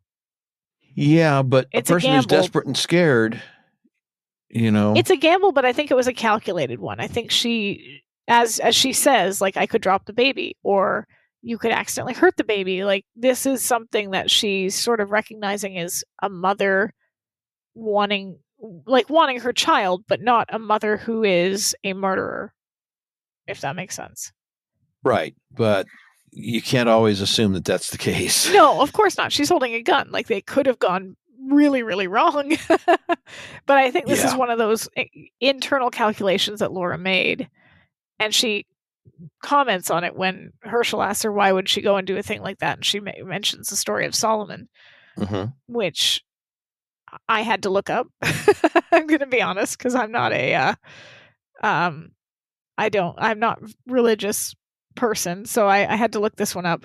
But it was an interesting story because Solomon the Wise was somebody who is known. I think in the story he asked God for wisdom, and God gave him wisdom, and he used that to judge disputes. And one in particular, two mothers claiming to be the mother of an infant child, and Solomon offered to split the child in half, understanding that the true mother would prefer to lose her son to another woman than to have him killed. So that was kind of her motivation there. She figured that this woman would not want to hurt or do anything that might hurt her baby. Right. She would rather give up the child to someone else than see the baby killed. Yeah. Yeah. So after Laura had made the comment about you're never going to prove it with that gun, I had a question. The woman drops the gun. Why?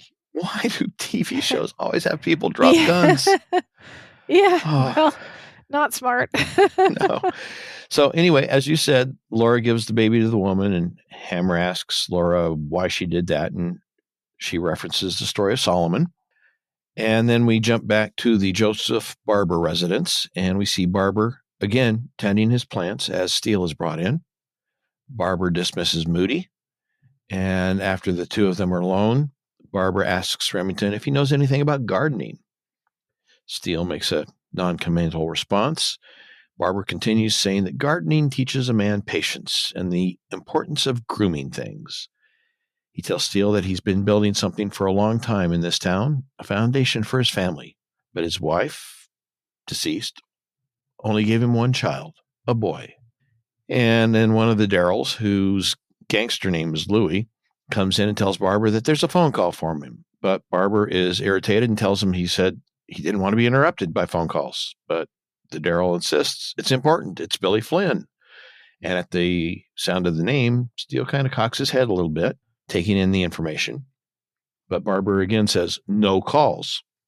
Well, after they're alone again, Barbara continues the story, saying that 3 months earlier, his son had been killed by a car bomb.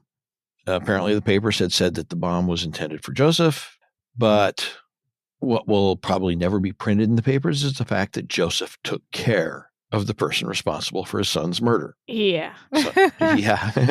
The fact that he can so blatantly admit to that, it shows just how powerful he is and just how protected he is.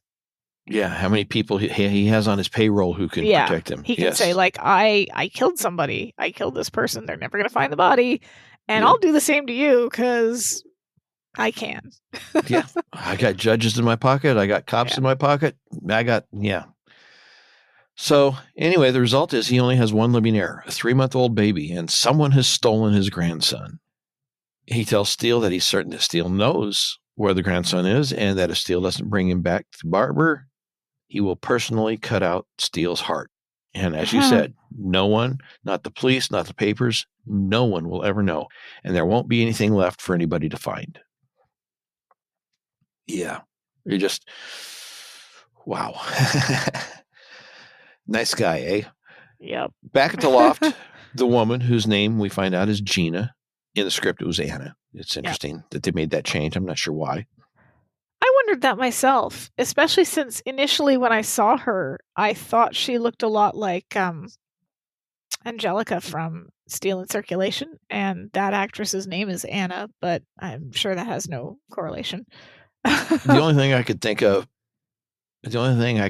was that Anna was used as a character name for Steele's ex-girlfriend. Yeah, I mean, but they've recycled names before. I mean, there's an awful lot of Antonys that appear over the course of this show, including Anthony Torrance in this episode. So, but they may have wanted to keep that identity of Anna as kind of isolated and not reuse that.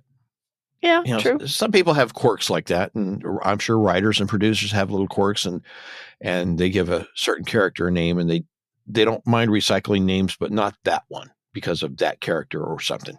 So I don't know. That was just my thought. Anyway, Jean is telling her story. She got married, got pregnant, learned that her father-in-law wasn't the kindly old man in the trucking business that she thought he was, but her husband had assured her that he was going to break from the family. Then 2 weeks later, he's dead. She didn't want her son Joey growing up around those people. But when she tried to leave, Joseph Barber told her that she had to leave the baby because it was his. Max was a friend of her husband's. He liked Gina. He loved Joey and would do anything to help. So she tried to get away with Max's help, but the night that they put their plan into motion, nothing went right. Joseph's people had been waiting, and before she could do anything else, Max grabbed the baby and ran with him. She tried to follow Max and followed him to the gym, but by the time she got there, Moody and the 2 Darryls were there, and she didn't know where baby Joy was. All she knew is that she saw Steele, Laura, Barney, and Herschel leaving. So here's my question.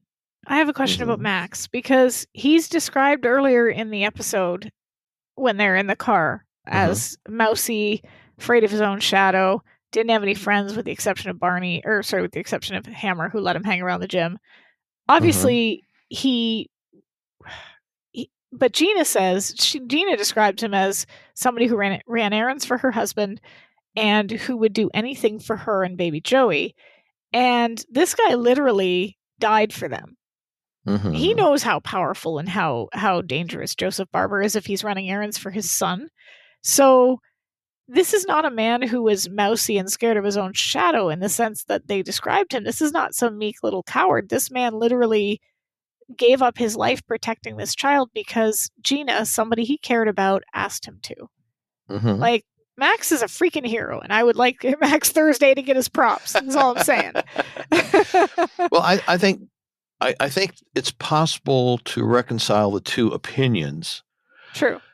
I'm not saying that they're both right. I'm thinking Barney's opinion is inaccurate, but Max may have come off as that way simply because he was quiet, unassuming.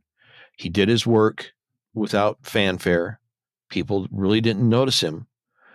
And he would always defer to other people That's true. At least appear to defer to them. Yeah. And, there are people who are like that, and yet they get more accomplished than other people. But other people look at them and say, this guy's a nothing. So yeah, that's true. So the public persona doesn't always reflect the inner person. Yeah. Plus, I guess it really depends on how much you care for somebody or where your boundaries are. He obviously connected with Gina and saw that she was trapped, and obviously loved her enough, not in a romantic way, but obviously loved her familial. And her baby enough to want to protect them and keep them safe. So, yeah. And we don't know what his story is with Barber. I mean, he could have been working for Barber and really resenting it for a long time. It's just one of those things that underneath was simmering. And then when this situation came up, that was the thing that, okay, this is the way I can make a difference. I can change things. It's a risk, but that was the last straw, that type of thing. So anyway, back into the episode, she concludes her story. Barney, who's been listening from across the room near the window, calls out that they've got company. Gina comes to the window, looks out, and seemingly recognizes the car that pulls up in front of the building and declares they're not going to get her son. Next, we're outside the building. We see Moody and one of the other thugs get out of the car. Then we see Gina run out of the front door of the building, seemingly holding the baby bundled in her arms. Yep. And Moody tears off running after her while the other guy hops back into the car and begins following. Laura comes running out of the building, hollering at Gina. But by the time Gina reaches in the end of the block, Moody's caught up with her. He grabs her and throws her into the car. And with her in the car, Moody in the car, they tear out. Laura gives a whistle, and the Hammer, Barney, and Mildred, who's now holding the baby in her arms, come out, and they all pile into the Rabbit, and they go racing off in the opposite direction of the first car. Back in that first car, Gina is in the back seat next to Moody, and he's starting to get a little suspicious. He pulls back the blanket wrapped around the baby, only to discover it's not a baby. It's just another blanket. Just blankets. And he's not happy. Next, we're at Steele's apartment, where there is some tension, to put it politely. Yep. Steele is incensed. He is berating Laura for letting Gina go, and she responds by telling him it was all Gina. She shoved the baby at her, grabbed the bundle of blankets, and ran, and there was nothing Laura could do to stop her. Why are they not in a hotel? I don't know. Maybe he's got security. Barber knows where they are. They found them at her loft. He knows where Steele lives. If he knows enough about Steele and Laura to kidnap Steele at his work, he knows where he lives. They should be in a hotel. This doesn't make any sense. Well, maybe he's got machine guns installed in the walls, and he can hit a flip of Mr. Steele, switch to... who'd prefer a soother over a machine gun, as we see, or over a gun, as we see later on. He's got machine guns in the walls. I don't know. But, for whatever reason, they must feel more comfortable there than they would in a hotel.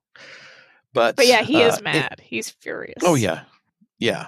Well, Mildred comes out of the bedroom and scolds him for being so loud, which is making it difficult to put the baby to sleep. Yeah. And then the two of them become somewhat calmer. And Laura asks Remington where he disappeared to this time. Yeah, some sarcasm in there. An annoyance. He says he was an unwilling visitor at the Joseph Barber estate, and that Barber made some graphic predictions about his anatomy if he should fail to return his grandson. Just then the phone rings, and it's Barber. He's not happy, accusing Steele of playing games. See, he knows where he is. Reference. He called him at home. Oh, that reminds me of an episode of Kim Possible where... Kim Possible is a great show. It was a good show. There's an episode where they go to Ghost City, which is where Shigo, one of her arch-villain rivals, is from. And Shigo had some brothers as part of Team Go. And they've got this big view screen, and the bad guys can call them up anytime they want to on this view screen and talk to them. Yeah, exactly. Right. Like he knows, they know. And it's the same thing. It's just, well, did you ever think that maybe the fact that they can see you and they know where you are and they just call you up, that maybe that's how they know what you're doing? Oh, we never thought of that. Yeah. And Barbara calls him at home. Like, why not just send his thugs back there to get the baby? People drop onto his balcony unannounced all the damn time. It's not hard to get into his apartment. Yeah. So anyway, Barbara tells him that, playing games like that could result in the baby getting hurt. No one wants that, which is kind of a tacit reminder about Barbara's previously expressed concerns for Steele's well-being. But he's got Gina, and he suggests that her life means more to Steele than it does to himself, which is, of course, a tacit threat that if he doesn't get what he wants, he will kill her. And, of course, it'll be Steele's fault because he could have done something about it and didn't. So the deal is the baby for Gina.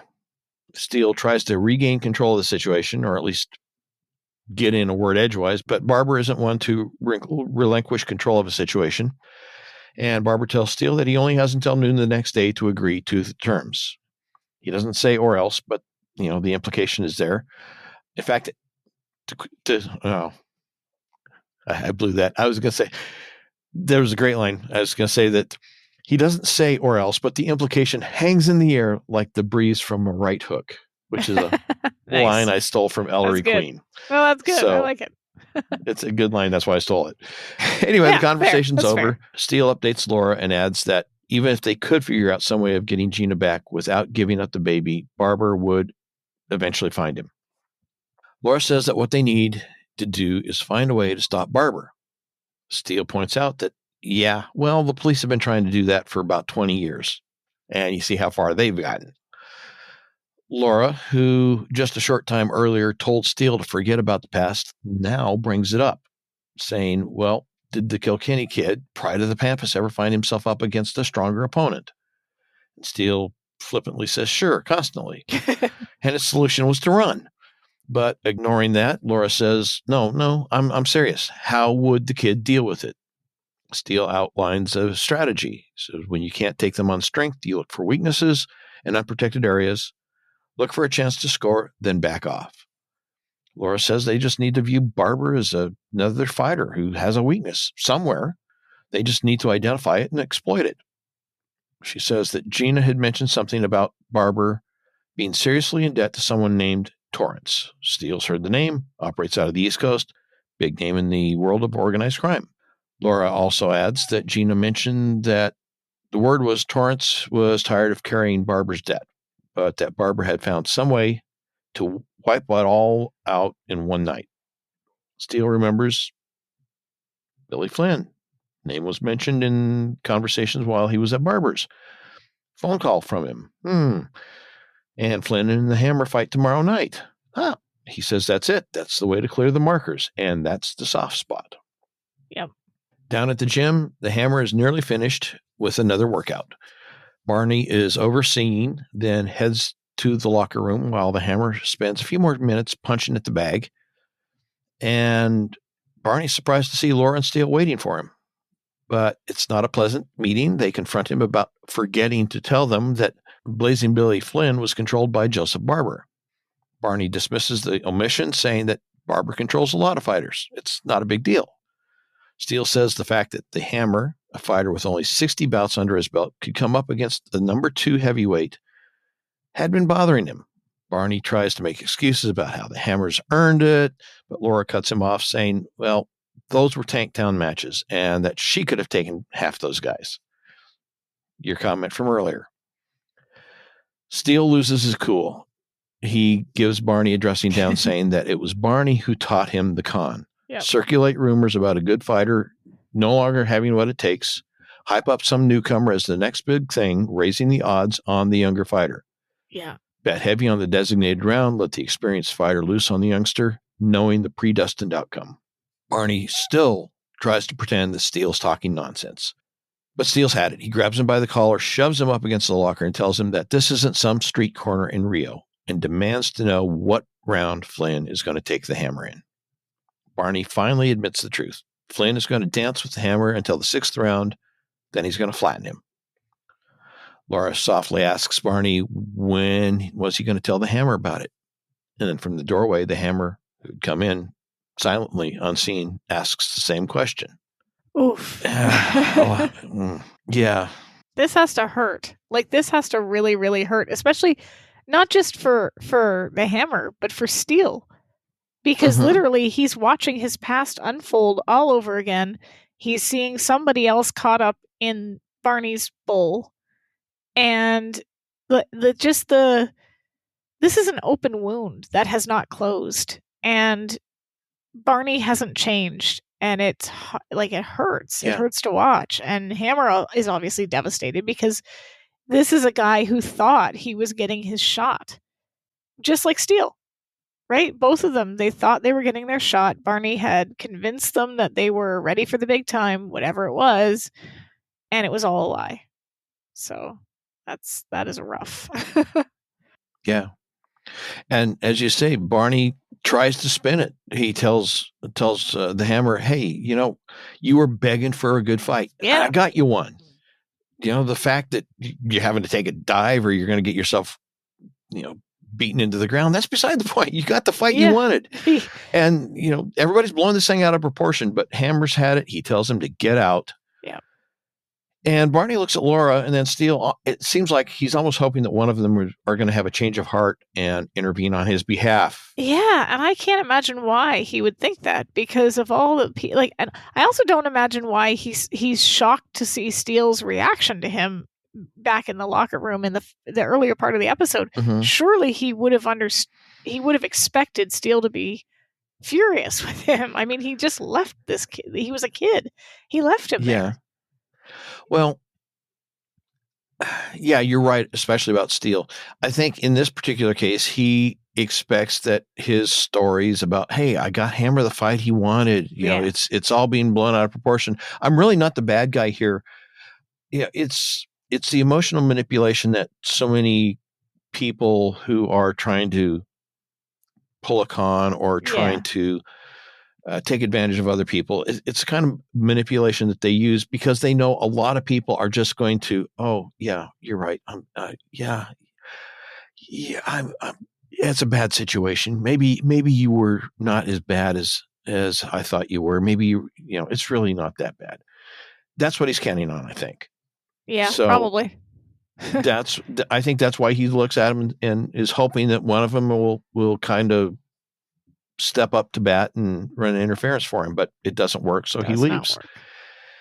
And of course, Herschel punches the locker in anger. Now, I said put a pin in it earlier. That was the first pin. This is the second pin here. But I'll talk about that first pin. Everything that has happened pretty much in this episode has happened in one day. Yeah. Yeah. I mean, seriously? More in than one day? It's been more than a day because they had a night, right? Like they found the baby. Right. They slept in Laura's loft. But I'm talking about from the time the road work in the morning after the evening, in Laura's loft, the visit to Max's apartment, Steele's visit to Barbara, Gina showing up with the gun, Moody showing up and snatching Gina, the visit to the gym that evening. All that happens in one day. Wow. It's a busy day. it is. That is just way too busy a day. Wow. Okay. I did not even think about the timeline, but now that you say it, you're right. It's a day. Well, and it doesn't get any better because, we're starting here the next morning.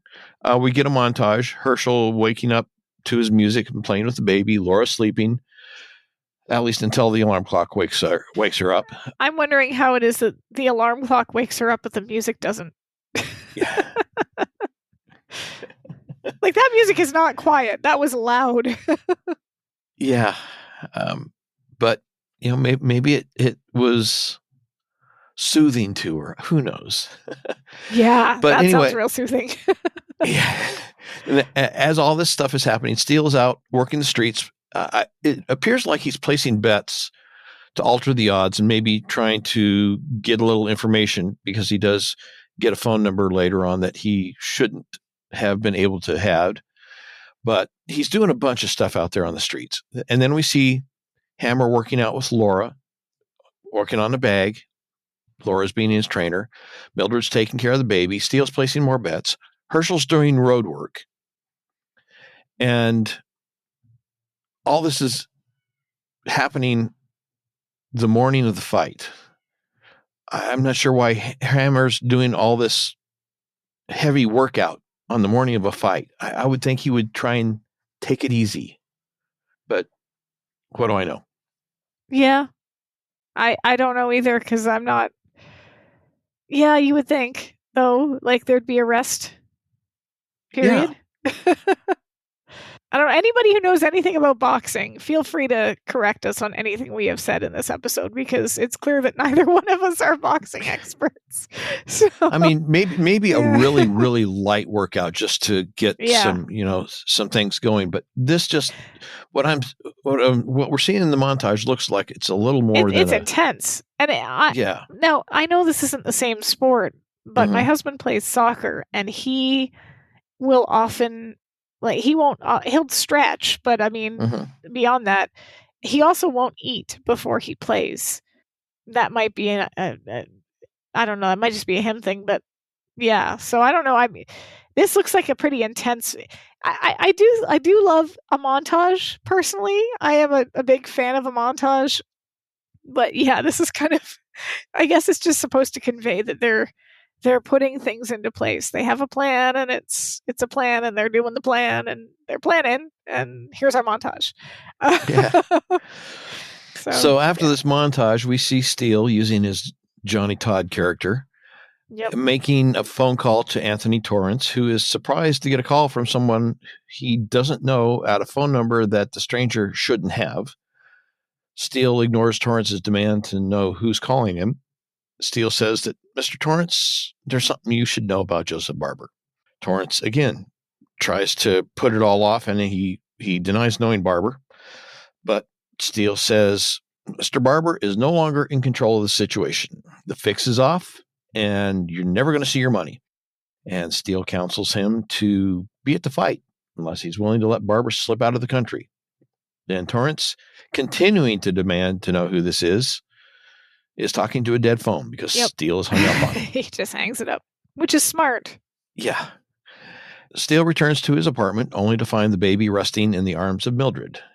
After a moment, the phone rings, and it's Joseph Barber. It's 12 noon, and I want to hear music from a spaghetti western. The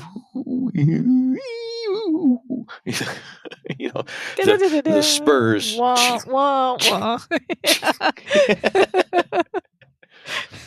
Anyway, Steele tells Barber that it's a deal, Gina for the baby, but he wants to make the exchange at the fight that night, second round of the main event, because he wants a place with plenty of people around. On Barber's side of the conversation, Moody's listening in on an extension, and he shakes his head at Barber. No. But Barber, he just brushes him off. He knows better. He tells Steele, yeah, that works. We can do that. After they hang up the call, Barber tells Moody, hey, we watch a fight. And then Moody finishes the thought, then we kill him. Back at the apartment, Steele takes the baby from the still semi-sleeping Mildred. That couch is actually being used as a couch. I would just like to point that out. Probably one of the few times anybody has ever actually used it for its intended purpose. So. Well, there's too many people here to be sitting on the floor romantically. Yeah, there's no wine, no candlelight. Yeah. That's right.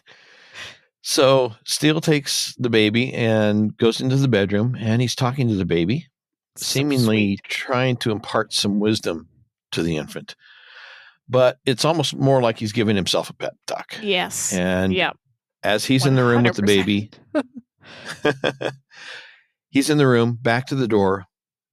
Laura returns from training with the hammer. She finds Mildred asleep, but without the baby. She looks around and then is drawn to the bedroom door where she hears the sound of Steele softly singing McNamara's band to the baby. Yeah. She leans against the door and listens and smiles. I have to wonder how long she stood there. Yeah, and I have to wonder, I have two questions. Well, one is more of a comment, the other is a question. Her shirt, I really want to know where it came from, because they zoom in on her, and on both sides, her back and her front, the shirt says, "I am safe and sound," which is I was curious about where that came from, because one thing I like about wardrobe in this show is that they reuse pieces, so you'll see characters wear things that they've worn before, which is something humans do, right? Which is not something we often see on TV. Every episode they've got a new outfit on, and we're just supposed to think that's normal. Whereas, and in this case, she's wearing, it's a casual tank top that one would use for training. It looks like it probably came out of, the bottom drawer of her dresser or something like that, something she keeps around for housework or running or whatever. So I'm assuming it's, those kinds of outfits are things that you get from fundraisers, or it's a free t-shirt they're giving out for X, Y, and Z thing, and you don't use it for everyday use. I'm just curious as to where it came from, but that was just my general observation. Yeah, I didn't zoom in real close on it. Yeah. I'm not sure I would be able to really read what it says, because on the front, there's an illustration. There's a bunch of writing in the a very small font, comparatively speaking, and the front has the words "safe" plus sound. Yeah, and it's almost, to me, it's like it's a brand advertising. That's t-shirt, what I was like thinking, because a car stereo company, or some sort of security alarm system or something. The front is what says "I am safe and sound." Then this is one of my favorite scenes, because you got Steele, as you said, giving himself the pep talk. He sees himself in Joey, the hardships that he's gone through. They're fresh in his mind because Barney is there, and that whole experience has been brought up. And Joey obviously can't understand what Steele is saying, but it means something to him to tell him that he understands what the baby has experienced in his short life, and the advice that he gives him is more insight into his character. So it's really well done. And then Laura, as you said, walking in and sort of watching with this silent affection. I almost wonder if they picked the shirt because safe and sound is kind of like, in this moment, that's what it is. Everybody's safe. The baby's safe and sound. The baby's safe. He's being sung to, and he's being rocked like a baby should be, obviously by a parent. So in this case, not a parent, but by somebody who cares for the child's well-being, as opposed to a gangster who's using this kid as a pawn. So I don't know. Yeah. It's just kind of an interesting little tidbit I picked up when I was making notes. Is that shirt? Okay, so next we jump to the boxing arena. The preliminary bouts are underway, and the Hammer is stressing about the fact that Mr. Steele isn't there yet. Laura tries to reassure him, saying that Mr. Steele will be along very soon, but he had to get something that they thought they might need. So, again, timeline issue. All this stuff happening today, Steele going out, doing whatever he's done to manipulate the odds. Can you manipulate odds, the betting odds on something like that in that short of time? I wouldn't think so. But somehow they managed to. Either, but somehow they managed to. Yeah. Yeah. So anyway, back at the office, we see Steele, and it seems that he's not only able to find the agency's gun, but he's found the bullets to go with it. And he loads the cylinder and snaps it closed, and then sets it on the desk in front of him.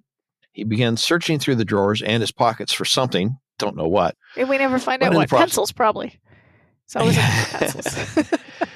But in the process, he finds the baby's pacifier in his jacket pocket. He sets it down on the desk next to the revolver. Then he looks at the incongruous pairing of the two things, which represent really extreme opposites, innocence and violence. And then after a moment, he grabs the pacifier, puts it back in his pocket, picks up the revolver, and puts it back in the desk drawer. He gets up and walks out of the office into the outer office, and he's met by Moody and the two goons. They've come early just to make sure he wasn't planning any surprises. This is probably my second favorite scene. it easily could have. This is one of those things where they did not have to put this in the episode. The episode would have been fine without it. You mean the desk and the gun and pacifier? The soother, yeah. Mm-hmm. Or a dummy. They call it soother? A dummy. We call it a soother, yeah. Yeah. And in the UK, they call it a dummy. Oh. Yeah. So, I call it's a soother for us. But, yeah, this scene narratively did not need to be there. No.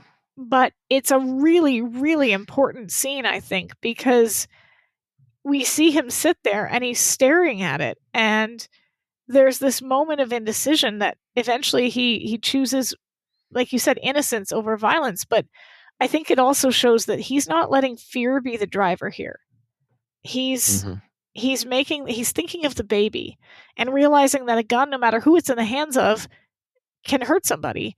And he's choosing not to potentially endanger the baby further by bringing it. Because if he loses it, if somebody grabs it, if it goes off in the wrong moment, like any one of those things could potentially end in disaster. And it's just a really good character moment for him because he even says to himself, what am I doing? Like, what am I doing? I think it's a little bit different than that, though, because I think we can safely assume that Steele knows that Moody and Barber and all their goons, they're going to be armed. So it's not like there's not going to be any guns there. It's not like there's not going to be any danger there.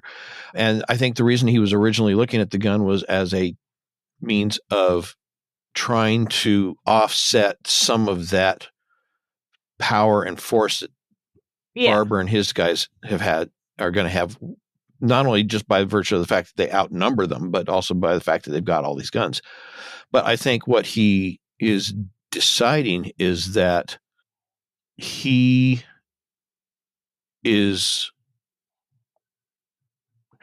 going to put himself on the line without any protection for himself.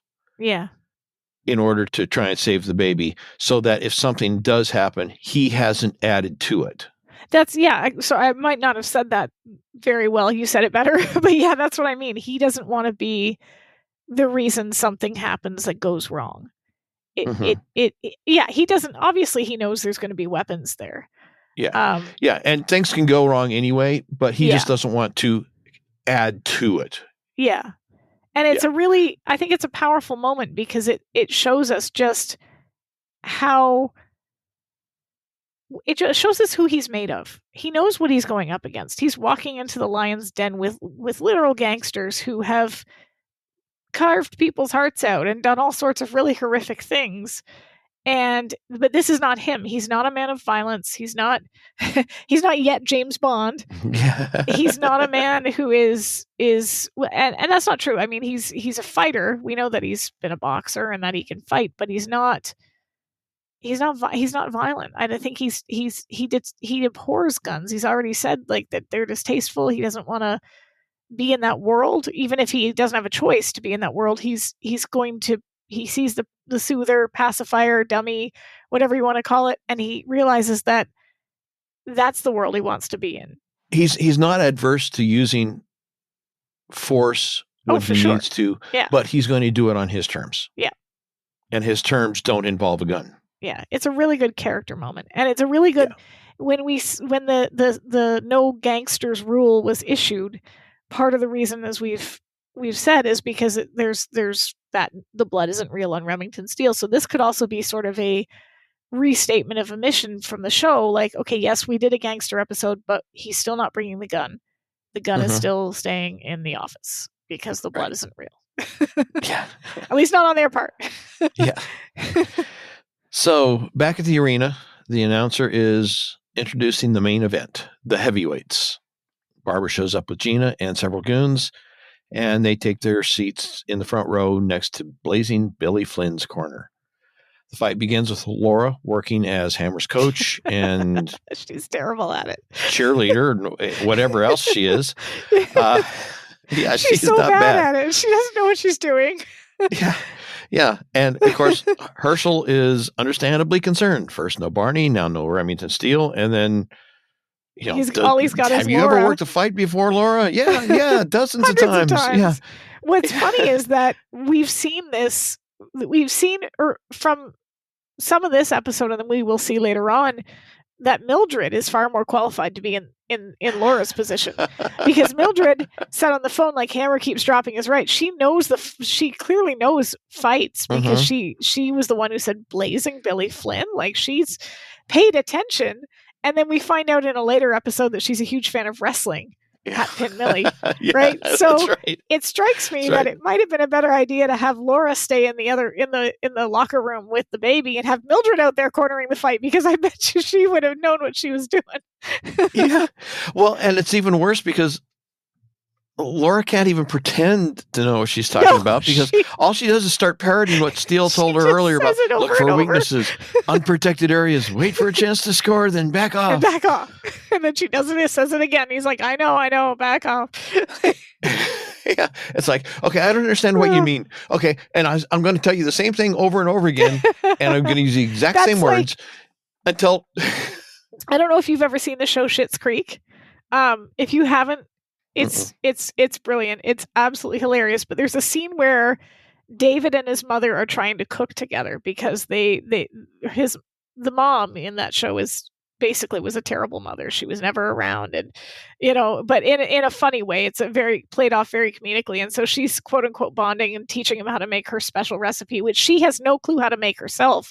And so she's reading it off this piece of paper, and she tells him to fold the cheese. And he's like, well, what does that mean? And she's like, I think I was pretty clear, David. It means you fold the cheese. And he's like, yes, but how does one fold the cheese? And it kind of goes on like that for a while. And this reminds me of basically Laura saying, you just fold the cheese, you punch the guy. Like, what else do you need to know?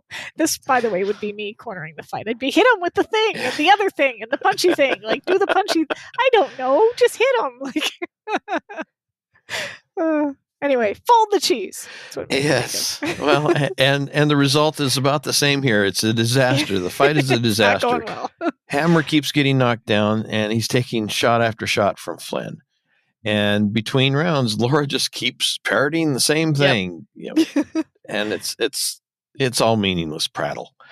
Anyway, Herschel realizes that Steele was correct. He's simply not in Flynn's league. But he also realizes at this point that it's not necessarily about beating Flynn. It's about beating Barber. Yep. He merely has to avoid going down for at least 6 rounds. Well, the fight continues with Hammer playing the role of the punching bag for Flynn. Yep. And part of the way through the fight, Barney shows up saying that, hey, Hammer won't get through the 6th round without his help. But Laura questions his motivations.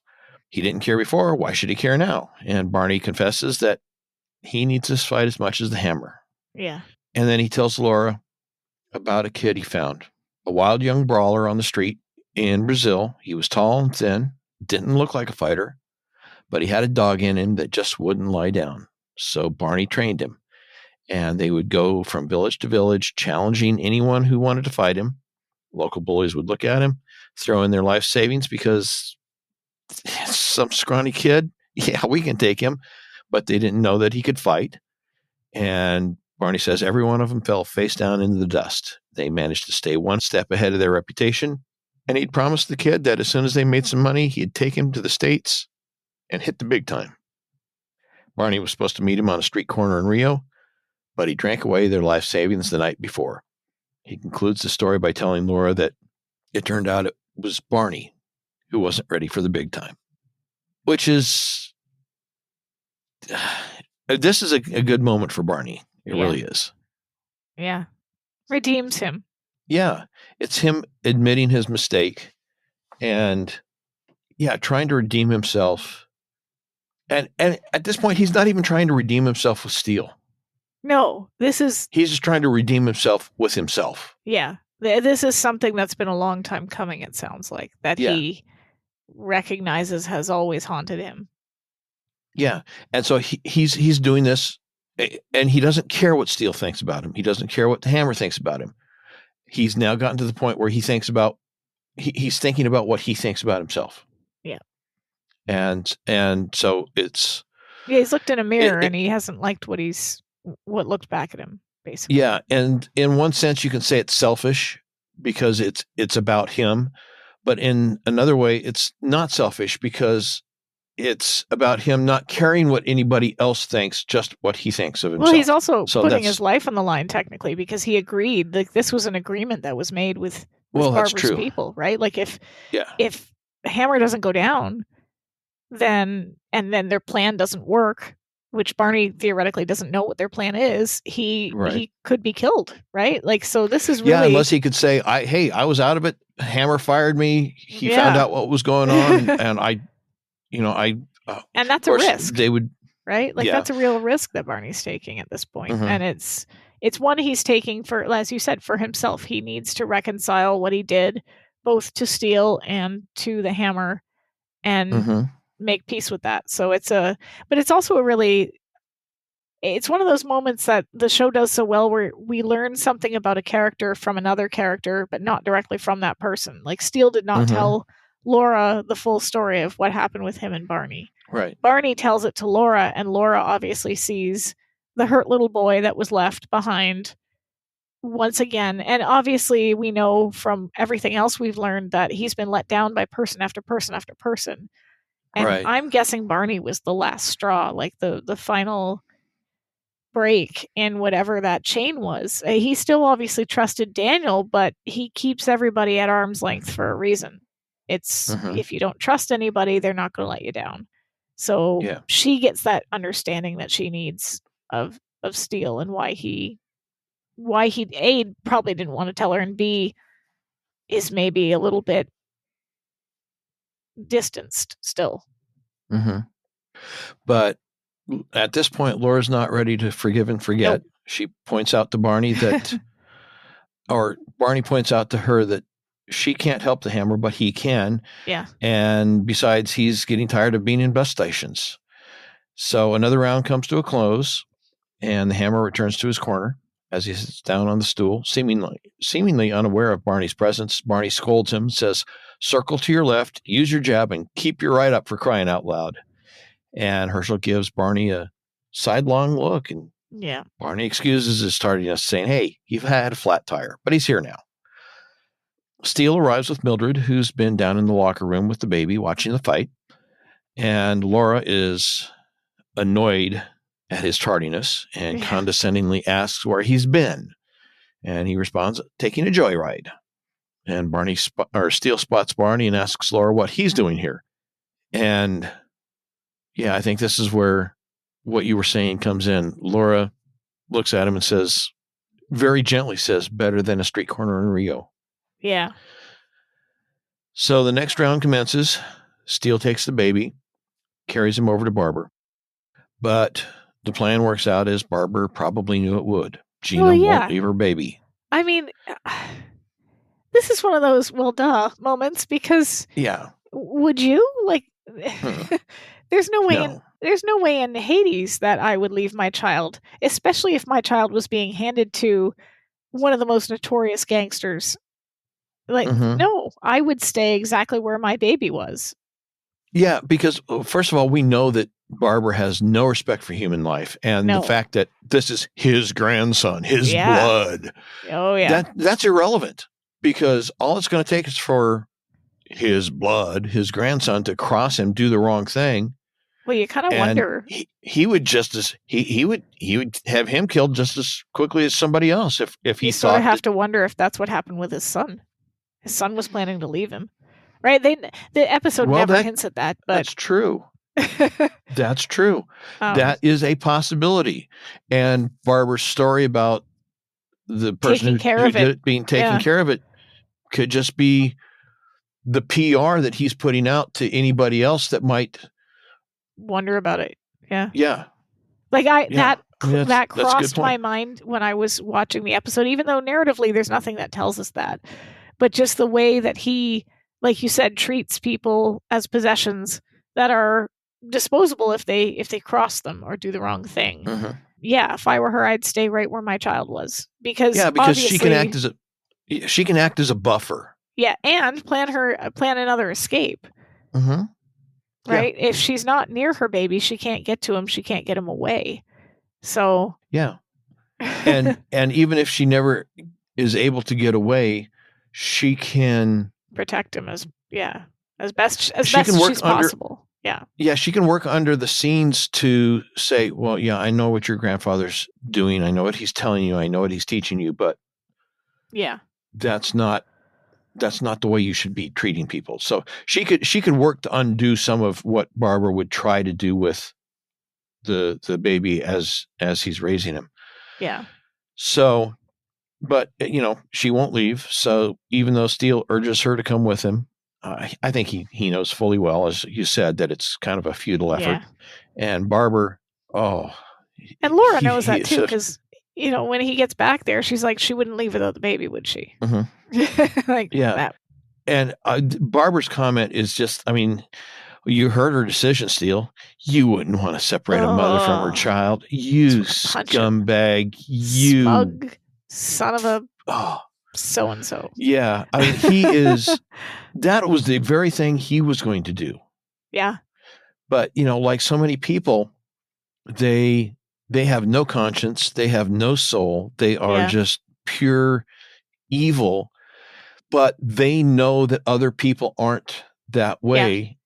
And they use that as a tool against them.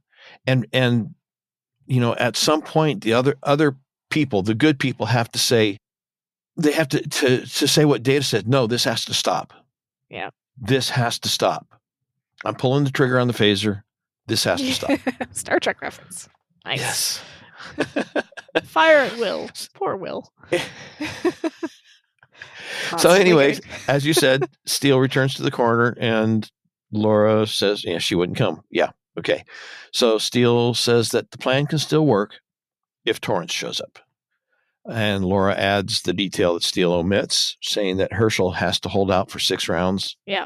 A possibility which seems to be growing dimmer with each blow from Flynn. He is getting brutally beaten by Flynn. Like just pummeled. At every turn, he's being beaten by Flynn. And they show Barbara, he is just ecstatic. Yeah. And, of course, the 5th round comes to its end. Flynn's trainer reminds him that the hammer has to go down in this round. But Flynn is a little bit confounded. He said he was expecting to merely waltz with the guy and then tap him to sleep. But the guy's been fighting like some sort of a maniac. But Flynn says, don't worry about it. I've been holding back. He's going to go down. And in the opposite corner, Barney is trying to encourage the hammer by reminding him that he's got to get through this round or Barbara gets away with everything. Yeah. And at the same time, Anthony Torrance shows up with several of his associates. Yeah. It's an arrival that does not go unnoticed by Barbara. The 2 men look at each other and nod at each other in a wary acknowledgement of mutual distrust. The 6th round begins. Flynn immediately begins hammering the hammer with blow after blow until the hammer collapses. It looks like the strength and determination have been beaten out of him. Laura and Steele shout at Herschel to get up, but Barney tells him to take the count and rest. Yeah. And I think Steele realizes what Barney's advising. Stay down, rest, gather your strength until the last possible moment, then get up. Yeah. And in a bit that's not in the script that we have anyway. Yeah. Steele concurs, shaking Barney's hand and saying, always right, always right.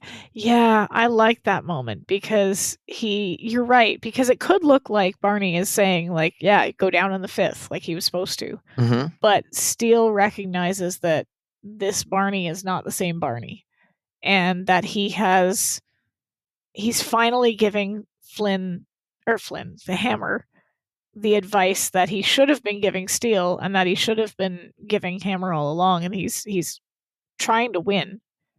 And it's a good moment. Yeah. Yeah. You've got a 10 count, use 8 and a half of them to your advantage, and then get up. Don't get up too early. Don't rush it. Yeah. Take your time, find your moment. So yeah. And I think it's I think a lot of what you said there, it's an acknowledgement that despite his failings, Barney never actually steered Steele wrong in a fight situation. Yeah. Yeah. Now, he walked off with the money afterwards. It was, but he didn't steer him wrong in a fight situation. And I think it's also Steele telling Barney, all's forgiven, mate. Yeah. which is nice. I like it. Yeah. Yeah. And I like that I think... Sorry, go ahead. Oh, I was going to say, and I think also something I alluded to earlier, I think Steele realizes, or has come to realize at some point, that what he is now, where he is now, who he has now, is all because Barney didn't show up. Yeah. Yep. So, anyway, as all this is going on, Laura suddenly turns and runs, takes off. No explanation, not even a, I'll be right back. And Steele's looking back and forth between the hammer and Laura, and it's like, what? Yeah. The referee continues to count while the hammer's on the canvas. And as the countdown nears its end, the hammer lifts himself to his knees, and through blurred and bloody hazed vision, he sees Gina and the baby. He struggles to his feet, and the referee allows the fight to continue. Flynn continues his ruthless attack on the hammer, trapping him against the corner post, scoring hit after hit to the hammer's body, finally connecting with an uppercut, and the hammer collapses for what seems to be the final time. But as he lays there on the canvas, seemingly totally defeated, Laura returns. She has the boombox. Yeah, this was smart. She has the music with, Hammer's music. And Steele impulsively kisses her for her inspired act. Yeah, she hits the play button, and the sound of the music can be heard above the ocean-like roar of the crowd. But it's loud enough for Hammer to hear. Hammer gets to his feet, and suddenly he's like a man who's just discovered that he's got superpowers and that there's nothing his opponent can do to defeat him. And he begins taunting Flynn, who approaches, not realizing that he's no longer facing the man who had been in the ring with him mere moments before. The hammer attacks with an unexpected fury, and Flynn can't get a punch in. He can't even approach the hammer without getting pummeled. Yeah. He's no longer in control of the situation. Hammer is taking the fight to Flynn. And the roles of the two men at the beginning of the fight are now reversed. It's Flynn that can't even possibly begin to be in the same league as his opponent. And the hammer pins Flynn against the corner post and is hammering him as the bell rings, ending the round. He's done it. They win. He's lasted the 6 rounds. Steele and Laura and Barney are ecstatic. They've destroyed Barber's plans to make enough to clear his debts with Torrance. And at this point, it's almost like they've forgotten about the fight. Yeah. They're just so happy. The fight is still going. Like, Flynn's still in that ring, technically. Hammer and Flynn are still in that ring, technically. Yeah, and they've still got more rounds to go because it's not over. Yeah. But, they're so happy that they beat Barber that they kind of momentarily forget about it. Of course, Barber hasn't forgotten about it. He realizes the position he's in, and he tells Moody, let's go. So Barber and Daryl and Moody get up, and they walk off, and Moody grabs Gina. He grabs her by the arm, pulls her up, and the 3 follow a little bit behind Barber. But Torrance turns to one of his guys and says, get him. And so they wind up both making their ways toward the exit, but Barber doesn't make it. Torrance and his men cut him off and takes him by the arm and says, I think you and me should have a little talk, Joseph. Yep. And Steele and Laura run up to Gina, who's being flanked by Moody and the Daryl, and they decide they don't want to be around. So they take off, and Laura takes Gina away to safety, but Steele hesitates. Yeah.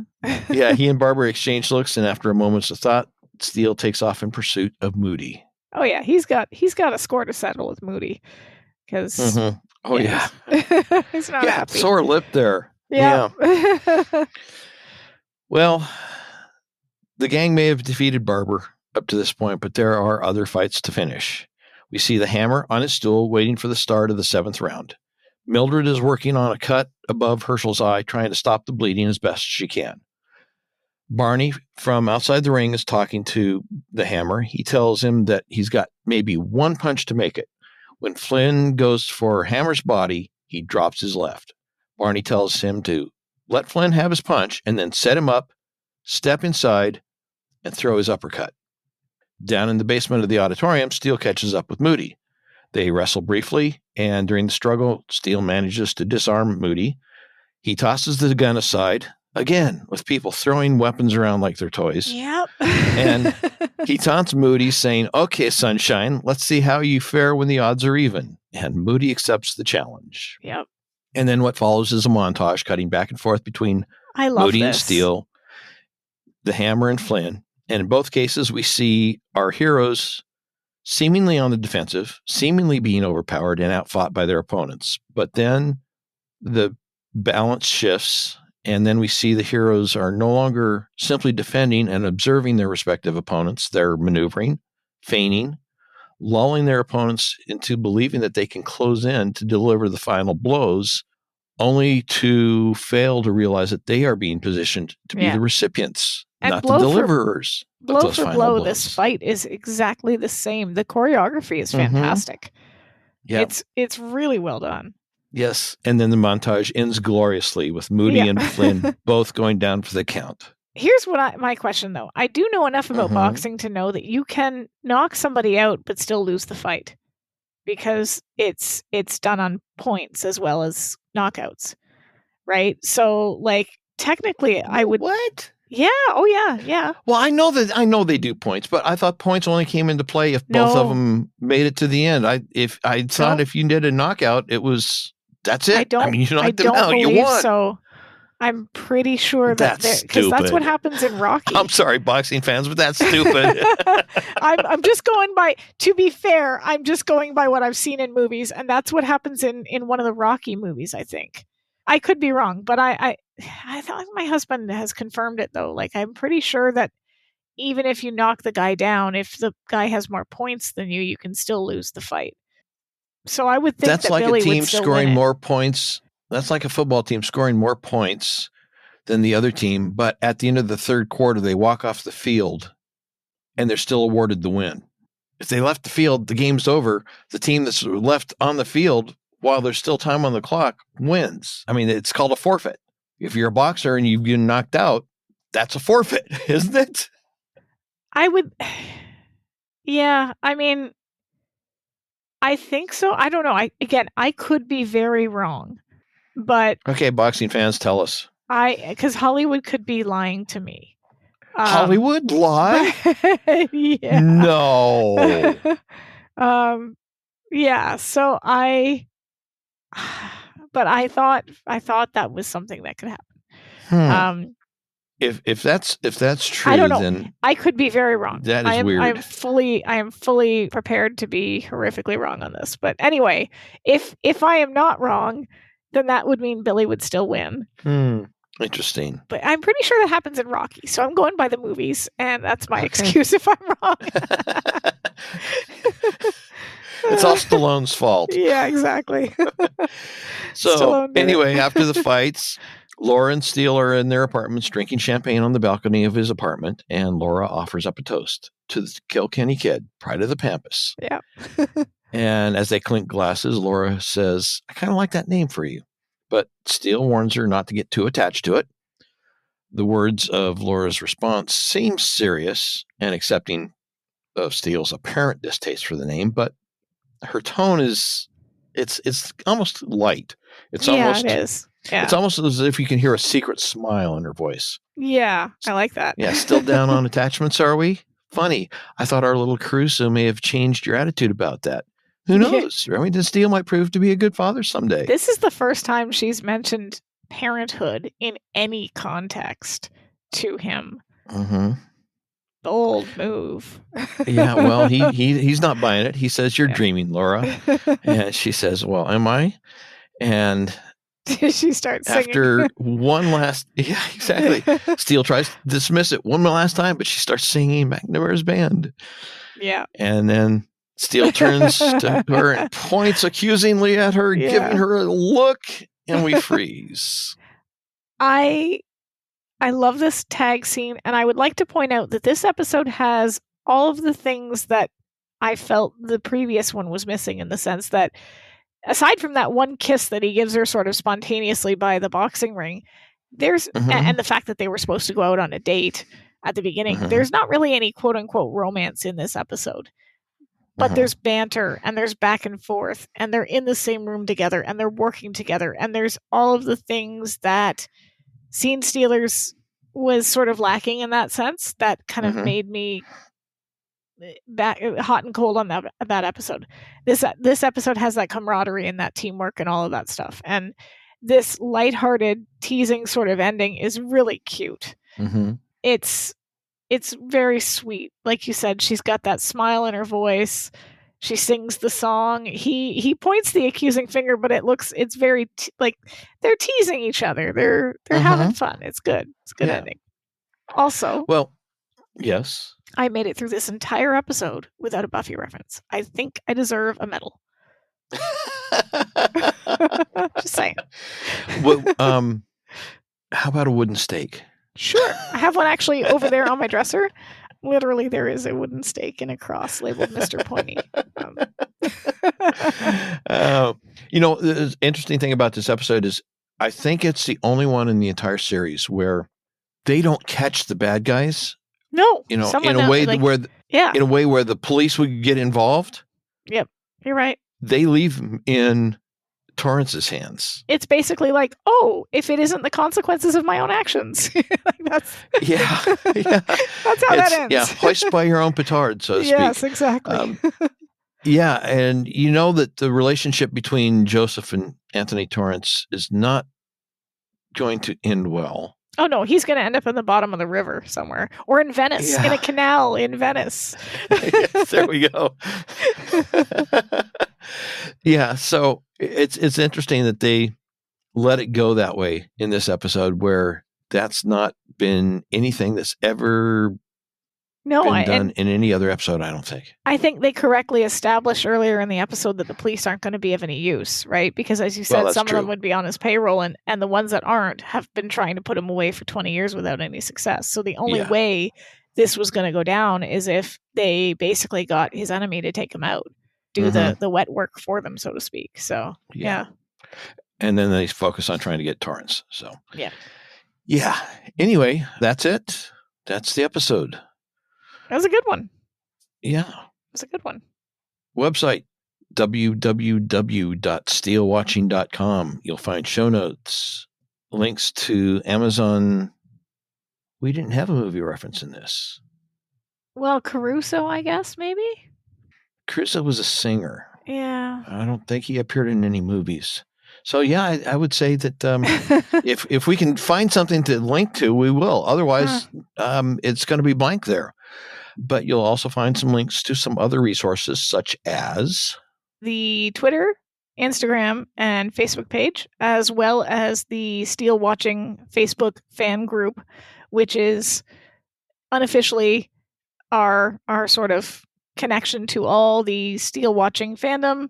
And you'll find lots of discussions, fun links, fans. There's certain things people like to post every day, like little quotes from each episode or pictures from various screen caps and things like that. Just fun little stuff that we can discuss and talk about. So join us. Be there. Yeah. And if you have somebody that you know that is a Steele fan, by sending them to the podcast webpage, they can subscribe or follow to the podcast so that they have it coming down to their mobile device or whatever it is that they listen to every time an episode comes out. It'll automatically do that for them. And then also there are ways that you can help support the podcast with financial donations. Or reviews. Tell us how wonderful we are. Yes. we're in it for the ego. We want the ego boost. Yes. It's all I have.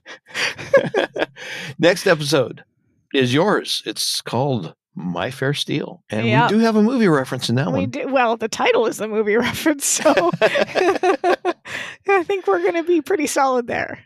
Yeah. So that's a good one coming up. It is. So, all right. We'll see everybody later. Bye-bye. Bye-bye.